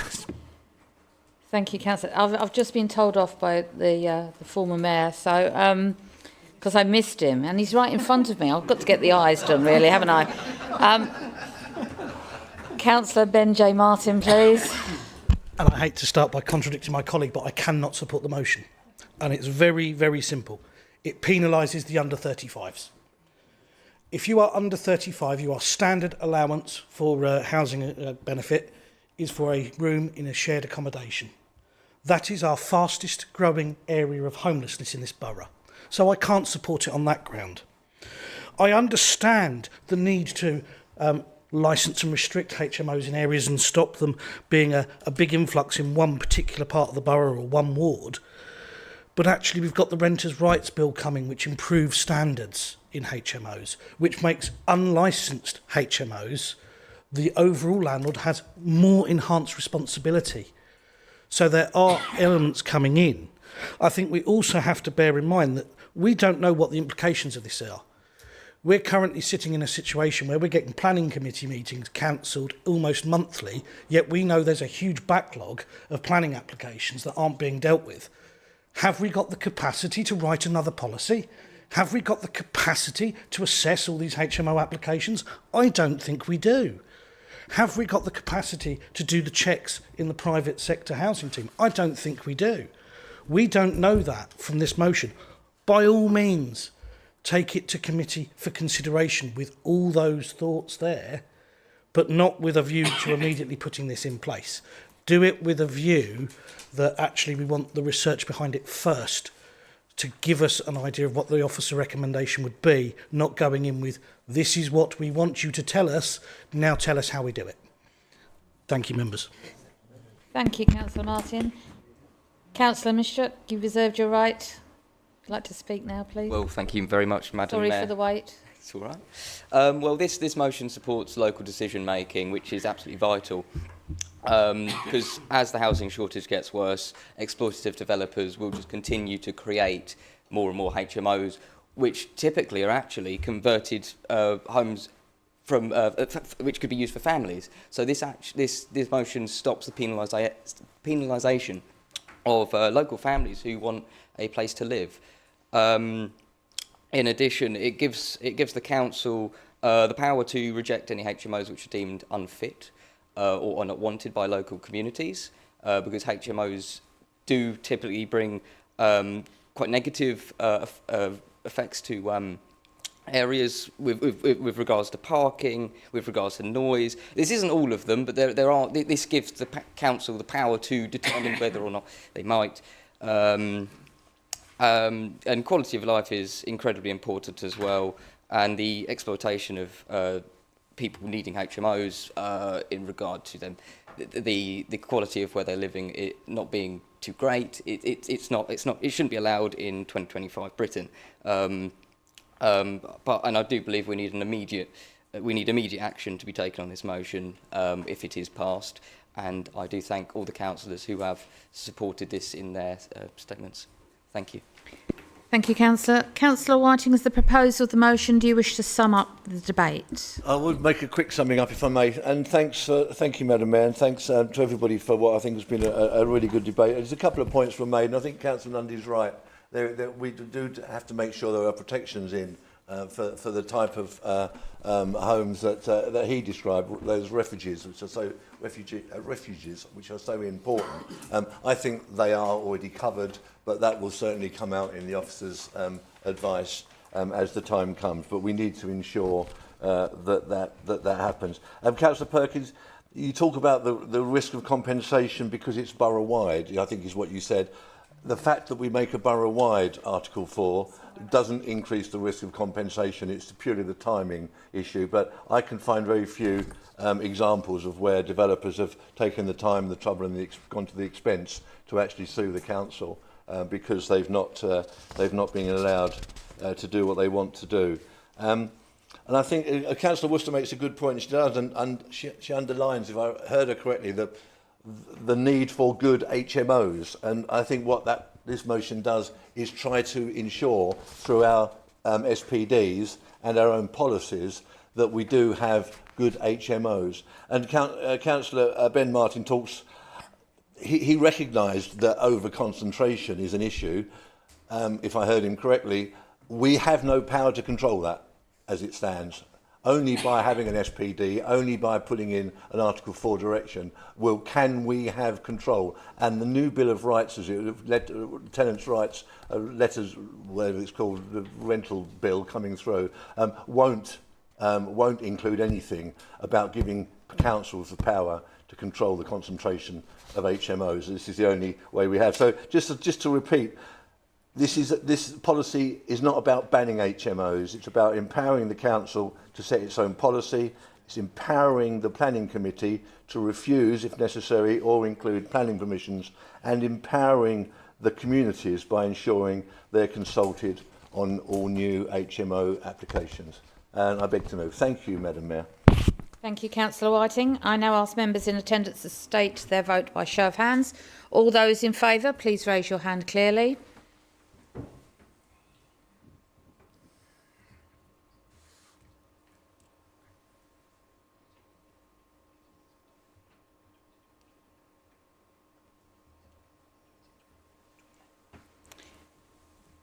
All those not in favour, please raise your hand clearly. And are there any abstentions? Members, the motion is carried. Thank you. I now propose we have an adjournment for a comfort break for 10 minutes. I'm looking at 8:40. Hold on, please. 8:40. Thank you very much. If we can all be back here for 8:50, and as I always say, I will start without you if you are not here. Thank you, members.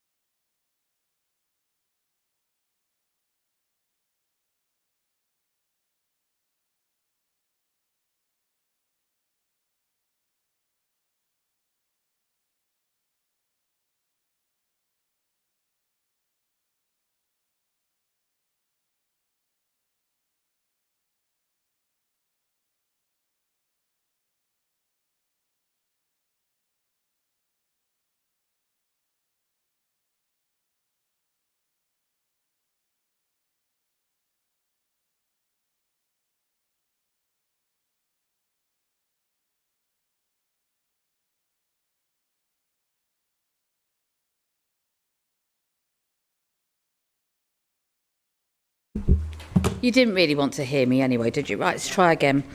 Agenda item 11, the waiver of the 6-month councillor attendance rule under S85(2) of the Local Government Act 1972. I invite the leader, Councillor Tim Gibson, to speak and propose the recommendations. Councillor Gibson.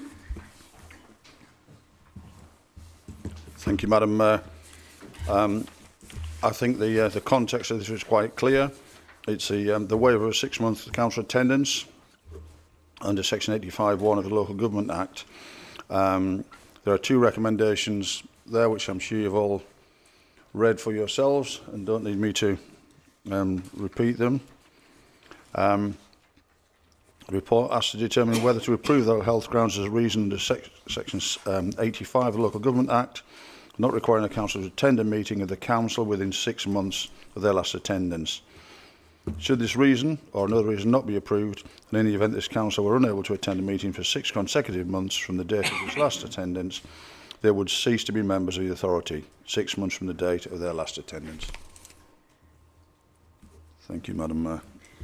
Thank you, Councillor Gibson. I invite the Deputy Leader, Councillor Ashley Wise, to second the recommendations and ask whether you wish to speak now. Reserve your right. Thank you, Madam Mayor. I'm happy to second the recommendations and I reserve my right. Thank you. Thank you, Councillor Wise. I invite Councillor Bowen to speak, please. I'll be very brief. Thank you, Madam Mayor. The previous motion this evening, we're talking about dignity within this chamber for those who have passed. Let's have dignity also for those who currently are unable to attend council meetings, whether it's by choice or the position which they're in. I would urge all members, please be kind and hope, and with the recovery of our members who certainly need it, please support this. Thank you. Thank you, Councillor Bowen. Councillor Baldock, you'd like to speak? Thank you, Councillor Baldock. I invite Councillor Perkin to speak. No? Thank you very much, Councillor Perkin. I invite Councillor Richard Palmer to speak, please. Yep, thank you, Madam Mayor.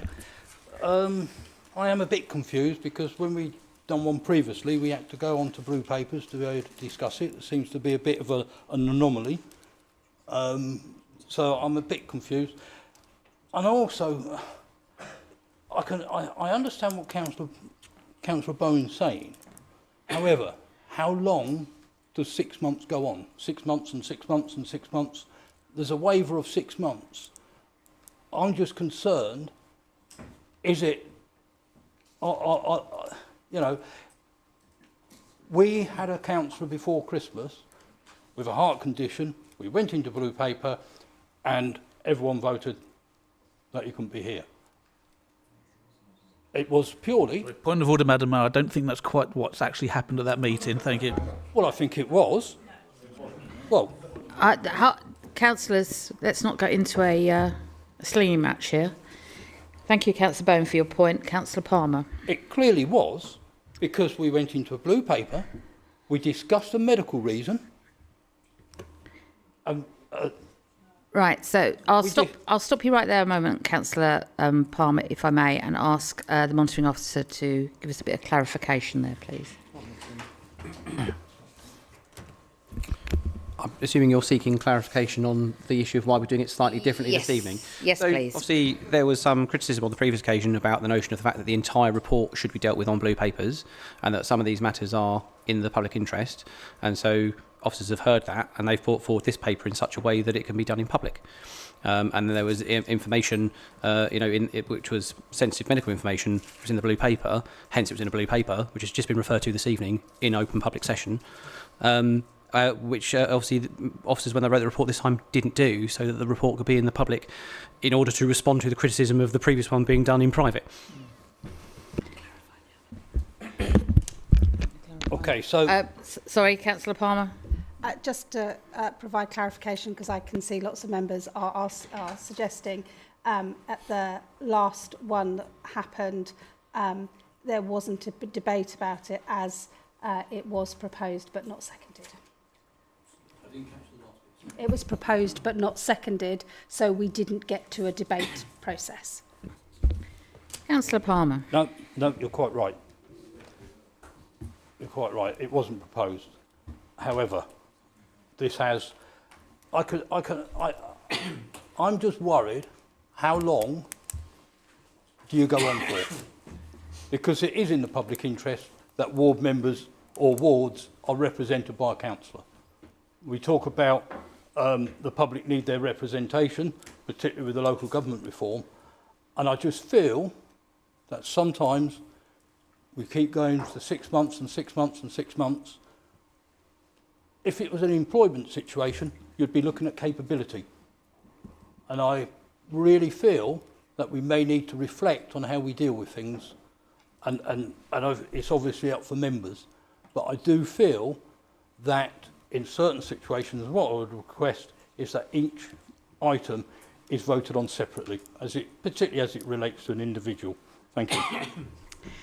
Thank you, Councillor Palmer. I invite Councillor Gould to speak, please. Councillor Gould. Just for a point, if the last motion was debated on blue paper, then we shouldn't have actually mentioned what the condition was.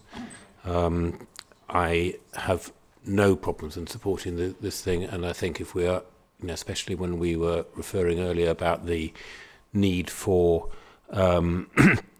compassion and in all that we do, then this, I think, is very much part of that, and we should be not questioning this. We're not in an employment situation. We're not about, and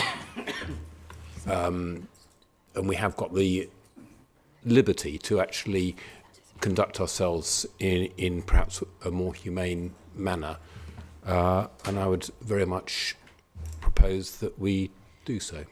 Thank you. Thank you, Councillor Gould. Councillor Palmer, you put a proposal up to take each item individually.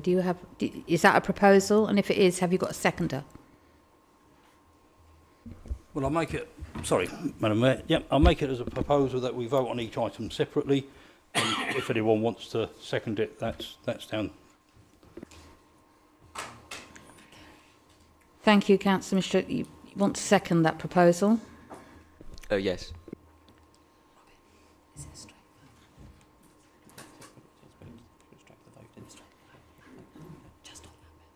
Right, I think what the advice is that we go straight to the vote on that proposal.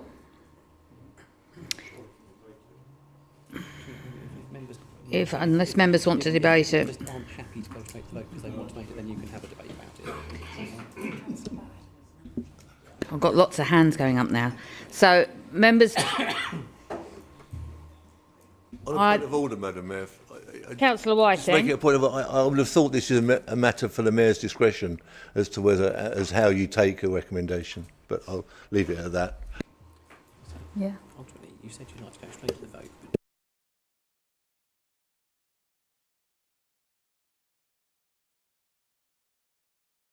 Then you can have some debate on it. Right, members, this is a rather delicate situation here, and I do not want to make it any worse for the members concerned in this. When I became mayor, I said I wanted respect at all times in this chamber.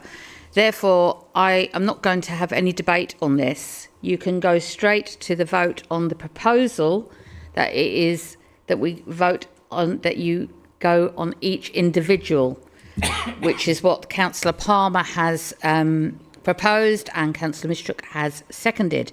So this is the proposal they've put forward is that you vote separately for each of the two councillors involved. Councillors, all those in favour of the proposal put forward by Councillor Palmer, please.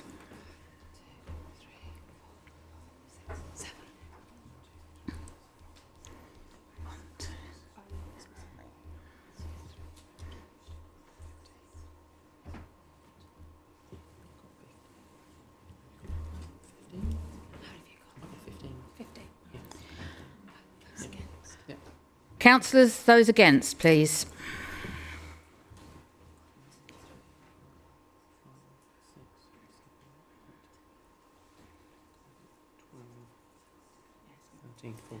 Yeah. You've got 15? Yeah. I've got 15. No, I've got more than that. Oh, okay. 17. Oh, okay. Yeah, that's fine. 17. Any abstentions? That proposal has lost, so we will be voting on the recommendation that is on the papers. So I now open this up to debate on the original proposal. I can see 3 hands over there. Councillor Harrison, please. Thank you.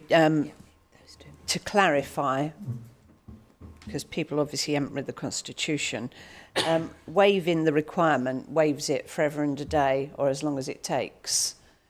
Could be 3 months, 6 months, 2 years, 3 years, whatever.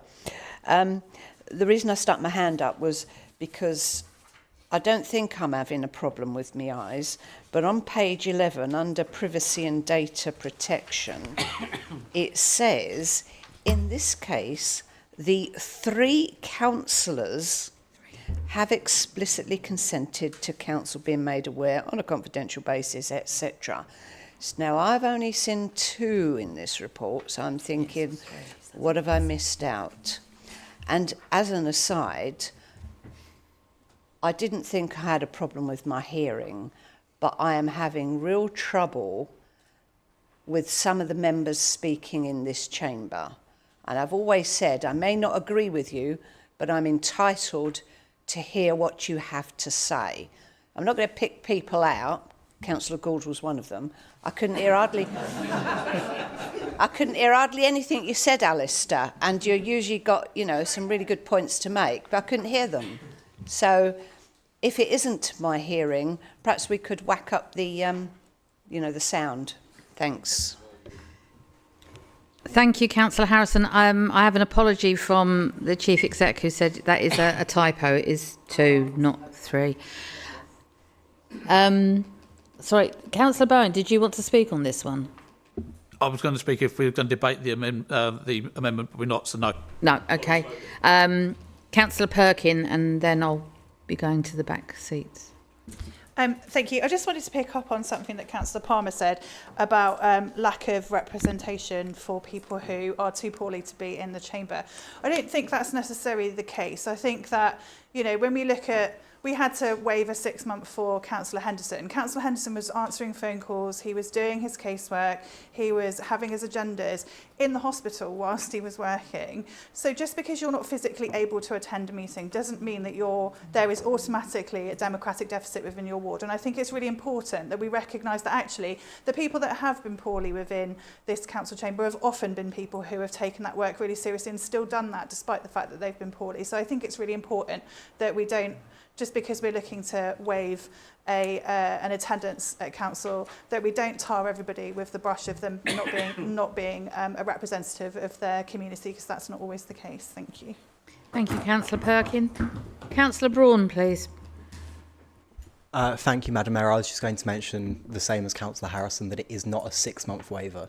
The reason why Councillor Clarks is coming back here is because he attended for 3 minutes, so therefore his waiver. Sorry, point of order, Madam Mayor, that is not correct. Councillor Clark has not had a waiver previously. He attended a full council earlier this year and has not, repeat, not had a waiver. Thank you. Apologies, Councillor Bowen. Thank you. Councillor Kavanagh, please. Thank you, Madam Mayor. Yes, just to clarify that point, there was a report, but because Councillor Clark turned up, we didn't have to consider it last time, I believe. All I was going to say is both councillors have been very good, involved councillors. It's unfortunate that they're both unwell at the moment. I wish them well, but to try and put a deadline on it is quite insulting, I think, when we haven't done that before. I mean, I remember Councillor Martin here having to move back a seat when Councillor Henderson possibly came straight from hospital to take his place in the chamber. Hopefully we'll see both of these councillors here again, but if we can't, at least give them some dignity and respect. Thank you.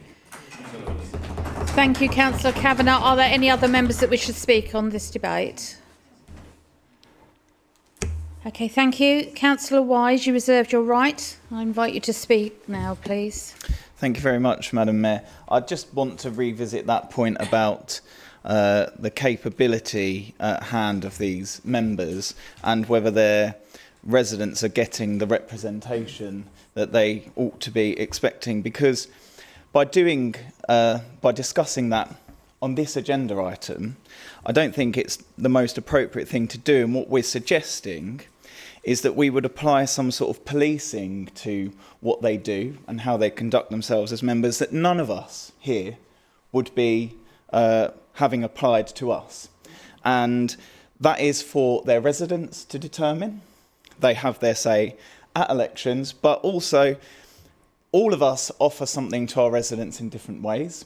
And it's not just by virtue of someone being present for however long that is in a meeting that determines whether they are capable representatives for their residents. So whilst I do slightly get where you're coming from, I don't think either this agenda item or the way it was put is something that I agree with at all. So what I would do in proposing, in seconding these two recommendations is agree that we do want these members doing their very best for their wards. And I hope that with the space that this waiver gives them, they can focus on their health, and with our best wishes, they will be back doing so soon. Thank you. Thank you, Councillor Wise. I invite the leader to respond to members' comments if he wishes. I don't need to respond. I just need to sum up, Madam Mayor, if I may. I spoke earlier when we talked about the motion and said my view is always with a kind heart and a caring heart for each and every one of us in this chamber. That hasn't changed in the last 20 minutes or so. So therefore, I support this wholeheartedly. Thank you. Thank you, Councillor Gibson. I now ask members in attendance to state their vote by show of hands. All those in favour, please raise your hand clearly.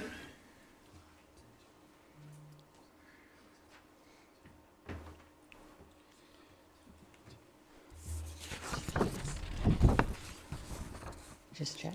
Yeah. We don't have any against, do we? Or any abstentions? Thank you. I would like it noted, if I may, this is a bit cheeky, but I would like it noted the best wishes that go to those two councillors, and we do hope to see them soon in the chamber. So thank you, that was unanimous. Agenda item 12, Treasury Management Strategy 2025-26. I can tell by the people in front of you, you're very excited by this. This is good. I invite the leader to speak and propose the recommendations, please. Councillor Gibson. Thank you, Madam Mayor. And this report is the Treasury Management Strategy 25-26 update. And the recommendations are to approve the updated Treasury Management Prudential Indicators for 25-26. I will say at this stage that this paper has already been through Audit Committee and approved there, and through the Policy and Resources Committee and approved at that point too. Thank you. Thank you, Councillor Gibson. I invite the Chair of Audit, Councillor Charles Gibson, to second the recommendations and ask whether he wishes to speak now or reserve his right. Thank you, Madam Mayor. Happy to second, and I'll reserve my right. Thank you. I invite Councillor Bowen to speak, please. Councillor Bowen. Thank you, Madam Mayor. I do welcome the updated Treasury Management Strategy and the work undertaken to align it with the new IFRS 16 lease accounting requirements. Also, thanks to Lisa and her team for compiling it. It's important, not least because it ensures our reporting remains transparent, legally compliant and consistent with SIPFA's Prudential Code. That said, there are some areas of possible concern. The adjustments significantly increase our reported limits of debt, with the authorised limit rising from 57.5 million to 64 million next year, and then 76.5 million 27-28. Whilst these changes are technical, appreciate that, rather than operational, we must be mindful of how they may be perceived externally. Higher headline debt figures, even if it's only accounting adjustments, could raise concerns among residents or external partners about the council's financial health. But I welcome the report. I will support it, and thank you, Madam Mayor. Thank you, Councillor Bowen. Councillor Baldock, do you wish to speak? Yeah, thank you, Madam Mayor. My views haven't changed since the P&R committee when this was approved. I'd just like to congratulate the Treasury team on their ongoing good work. Thank you, Councillor Baldock. I invite Councillor Richard Palmer to speak, please. No, I think everything's been said. Thank you. Thank you, Councillor Palmer. I invite Councillor Gould to speak, please. No, I'm happy to support. Thank you, Councillor. I open the debate up to members. Oh, I can see all those hands shooting up there. Okay. As there are no one signalling frantically at me.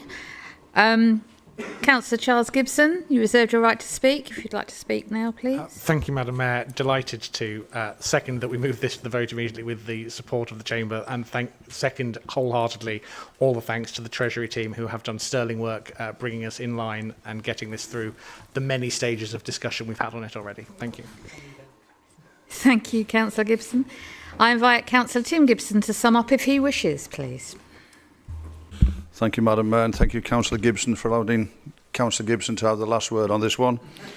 Madam Mayor, I think in terms of summing up, it is summed up, and I also append my thanks to our Treasury team who do a fantastic job of keeping me out of jail. Thank you. Thank you, Councillor Gibson. Members, I'd like you to state your vote by show of hands. All those in favour, please raise your hand clearly. Unanimous, I think. Yep. Thank you, members. That is unanimous. Thank you. Item 13. The new and amended fees for applications made to the Planning Service. I invite the leader to speak and propose the recommendations. Thank you, Madam Mayor. It's been a long time. This report is the new and amended fees for for applications made to the Planning Service. There are 4 recommendations.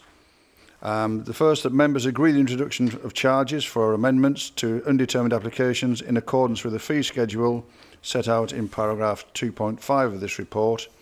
That members agree the introduction of fees for monitoring BNG in accordance with the fee schedule as set out in paragraph 2.11 of this report. That members agree the fee schedule for planning performance agreements as set out at paragraph 2.10 of this report, and that members agree the revised pre-application and post-decision advice fee schedule as set out in tables 1, 2 and 3 at paragraph 2.6 of this report.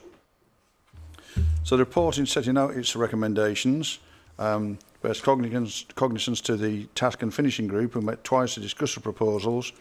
The Policy and Resources Committee supported the Task and Finishing Group's recommendations at its meeting on the 10th of September, and at this juncture I have not a lot more to say. Thank you. Thank you, Councillor Gibson. I invite the Deputy Leader to second the recommendations and ask whether he wishes to speak now or reserve his right. Thank you very much, Madam Mayor. Happy to second the recommendations, but I reserve my right. Thank you, Councillor Wise. I invite Councillor Bowen to speak, please. Thank you, Madam Mayor. Put my teeth back in, Madam Mayor. Only comment on this is to thank the work of the working group, but appreciate the difficulties that also had and the challenges. But it has gone through a working group. It has gone through P&R. Let's just tick this one off. Thank you very much. Thank you, Councillor Bowen. Councillor Baldock. Thank you, Madam Mayor. I think sometimes people think we just nod all these things through. We actually had a quite extensive discussion at the working group on 2 occasions, and I think that was a useful thing for us to have done, because this did come to an earlier meeting, and I think maybe less people had an awareness of it. So I think this has been thoroughly discussed now. I'm sick of discussing it. I'm quite happy with the result. Thank you, Councillor Baldock. I invite Councillor Perkin to speak, please. No? Thank you very much, Councillor Perkin. Councillor Richard Pop? No, shaking your head. Councillor Gould? No. Open the debate up to members. I'll take my glasses off so I can see you all with the hands. No. Councillor Wise, you reserved your right to speak. You'd like to speak now, please. Thank you very much, Madam Mayor. In seconding these recommendations, I will, refer back to the Task and Finish group, where I think it was only myself and Councillor Perkin that actually met twice on that, but all input was very much welcome, because, as is detailed in the report that's been compiled by officers, as Councillor Baldock mentions, quite a lot of further information was sought following the Policy and Resources Committee, which was provided at that, which was helpful. It does just sort of beg the question about how we do look at these sorts of proposals when they come to the committee in the first place, because ultimately perhaps we didn't need the task and finish group, and what this actually did was delay something that we're now approving, and in the meantime left us without this fee schedule. But there was quite clearly member concerns that hadn't been addressed at that committee, which I think a little bit of foresight around how we approach this on our side as members, not just for officers trying to read our minds, could have meant that this would have been approved at an earlier opportunity. But I think, as members can see from the information that's been included from the task and finish group, a lot of consideration has gone into further aspects that we did seek information about. So therefore I'm very happy to second those recommendations. Thank you. Thank you, Councillor Wise. I invite Councillor Tim Gibson to sum up if he wishes. Consider it done, Madam Mayor. Thank you. Thank you, Councillor Gibson. We now go to the vote. All those in favour, please clearly show. Unanimous again, I think. Yeah. Thank you, members. That is unanimous. Thank you. Agenda item 14, Constitution Amendment. I invite the Chair of the Constitution Working Group, Councillor Bowen, to speak and propose the recommendations. Thank you, Madam Mayor. I'm pleased to propose the amendments to our Constitution as set out in the report which has gone through P&R. These changes are sensible, practical, and will help ensure our Constitution remains accurate, clear and fit for purpose. There are a number of important improvements here. First, the clarification that the Leader of the Council will also serve as Chair of Policy and Resources provides certainty and aligns leadership with accountability, something which until earlier this year we thought was in the Constitution, but that is now in the Constitution, should we agree it in a few minutes. Second, the confirmation of the Leader's one-year term helps reinforce our democratic processes and ensures regular review by members and makes it very clear for future years, however many that will be. The proposals also address practical challenges, for example, adjusting subcommittee and working group membership rules that makes them more workable in practice, while the delegation to the monitoring officer alongside consultation with the Leader and Chair of the Constitutional Working Group ensures that minor textual or legislative updates can be made efficiently without unnecessary delay. And finally, the changes to debt write-off procedures bring our processes up to date, raising thresholds that have not been reviewed in many years and removing duplication where systems already record transactions. This will save officer time while still maintaining robust financial oversight. Taken together, these amendments are about clarity, efficiency and accountability. They strengthen our governance and make the Constitution easier to apply in practice. I therefore commend the recommendations to the Council and ask members to support them. Thank you. Thank you, Councillor Bowen. I invite the Leader, Councillor Tim Gibson, to second the recommendations and ask whether he wishes to speak now or reserve his right. It's a pleasure to second the recommendations, and I'll reserve my right, Madam Mayor. Thank you. Thank you, Councillor Gibson. I invite Councillor Baldock to speak, please. No. Councillor Richard Palmer. Thank you. Councillor Good. No, thank you. I open up the debate to members. Oh, Councillor Ashley Wise, thank you. Thank you very much, Madam Mayor. And as I think Vice Chair of the Constitution Working Group, I do thank the members on that working group who put some effort into looking over these. In particular, as I raised at Policy and Resources as well, the bit about changing the subcommittee membership, because even worse than there was bits that we thought were in the Constitution, turns out there were bits that we were willfully ignoring in the Constitution. All of this has been somewhat of an eye-opener for me. I never thought I would be having to pore over the Constitution, but here we are. There's lots of other things I didn't think I'd be doing either.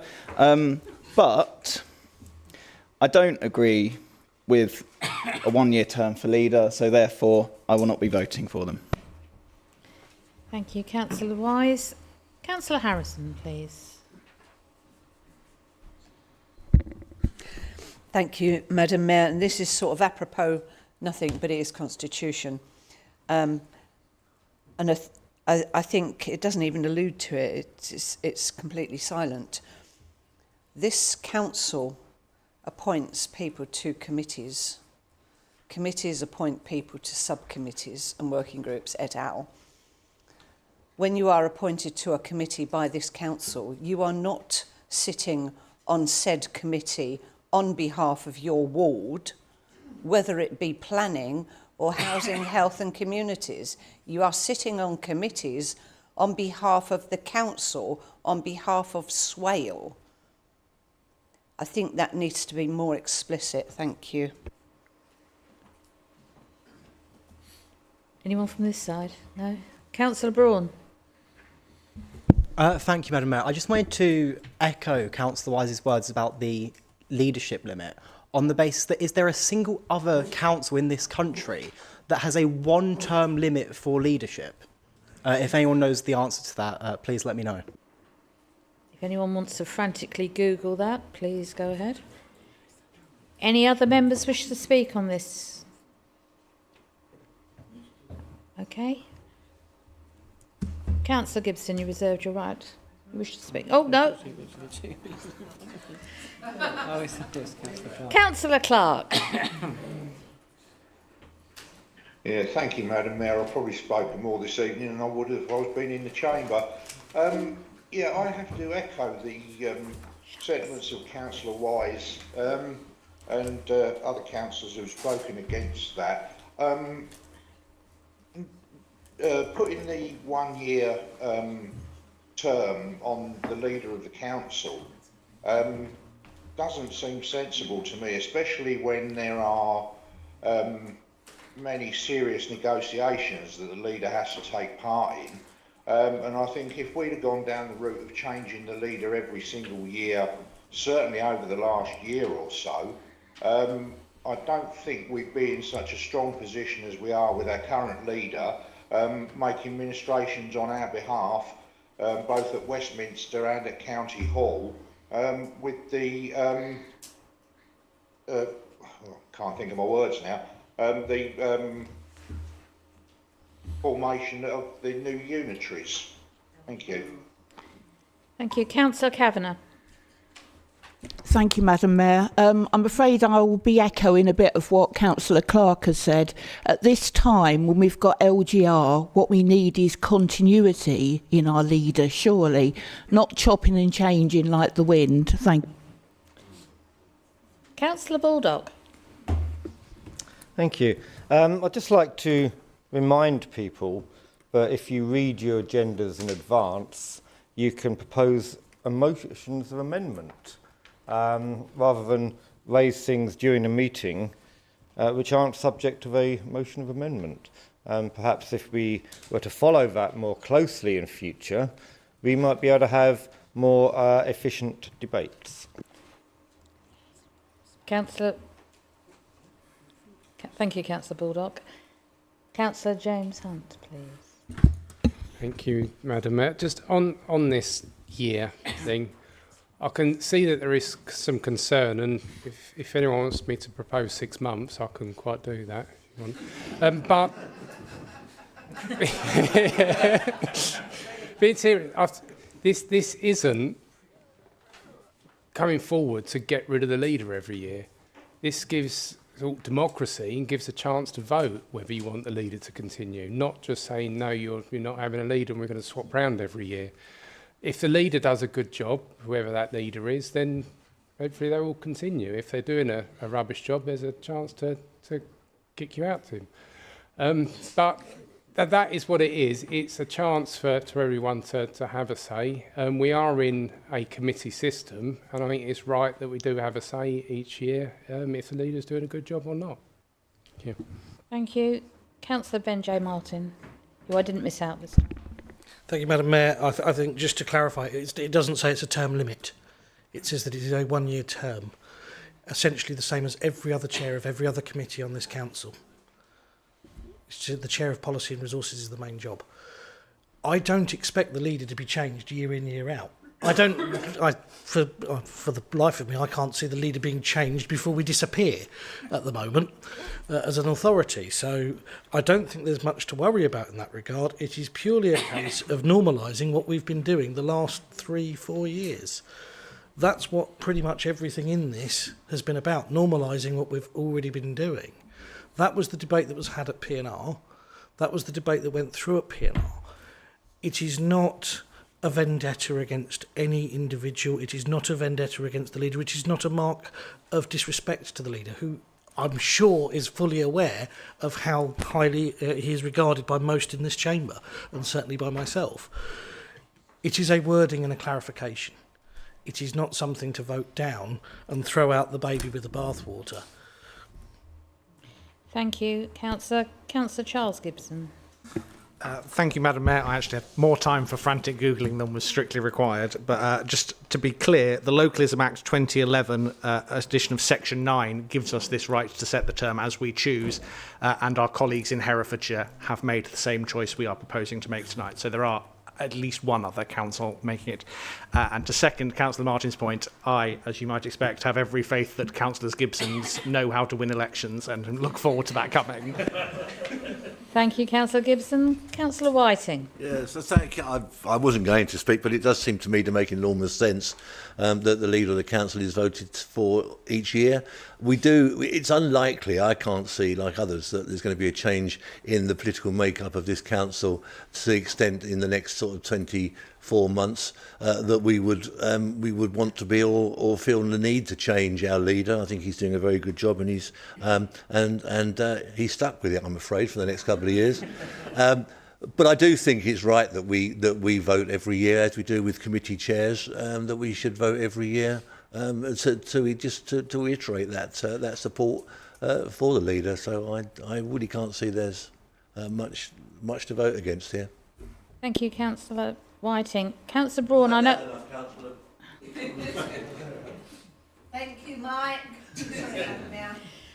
Councillor Braun, I know you've spoken already, but I did see you indicating. Did you... Yeah, thank you, Madam Mayor. I just wanted to comment on being accused of not reading my agenda. No, I hadn't until this week, because yet again, it hadn't been added to modern.gov. At least by Monday. I ended up having to go on the website to do it, which I don't do. I wait for it to be added a week in advance. It was not there on Monday.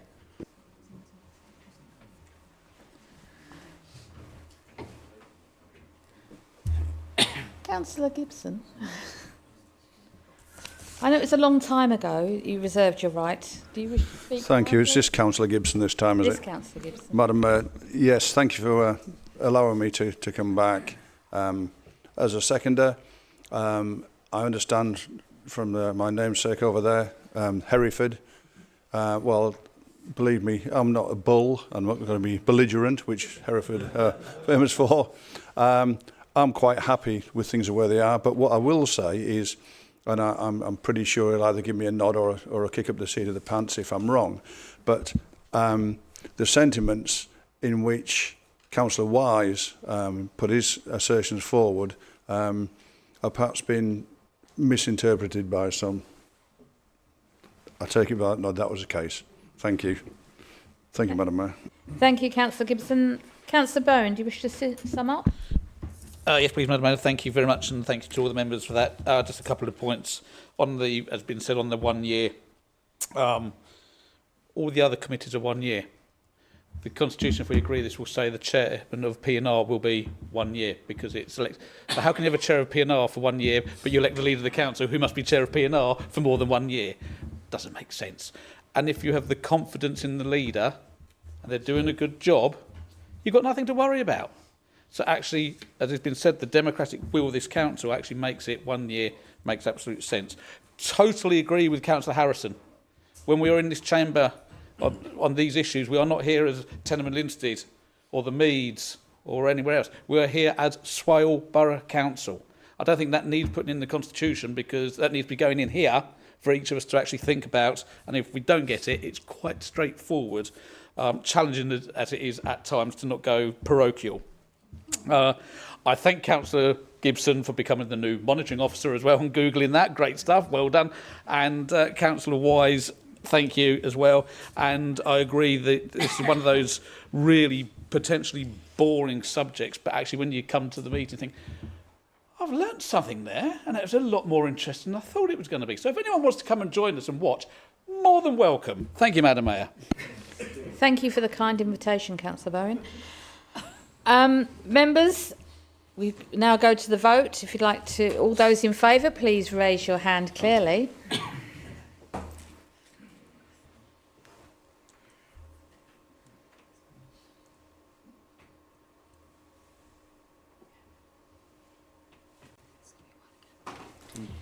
All those against? That is carried, members. I don't think there was any. Was there anyone that wanted to abstain from that vote? I didn't. No. Okay. Thank you, members. I now close the meeting at 9:30. Before you all dash off, refreshments are available in the parlour should you require them. Thank you, members.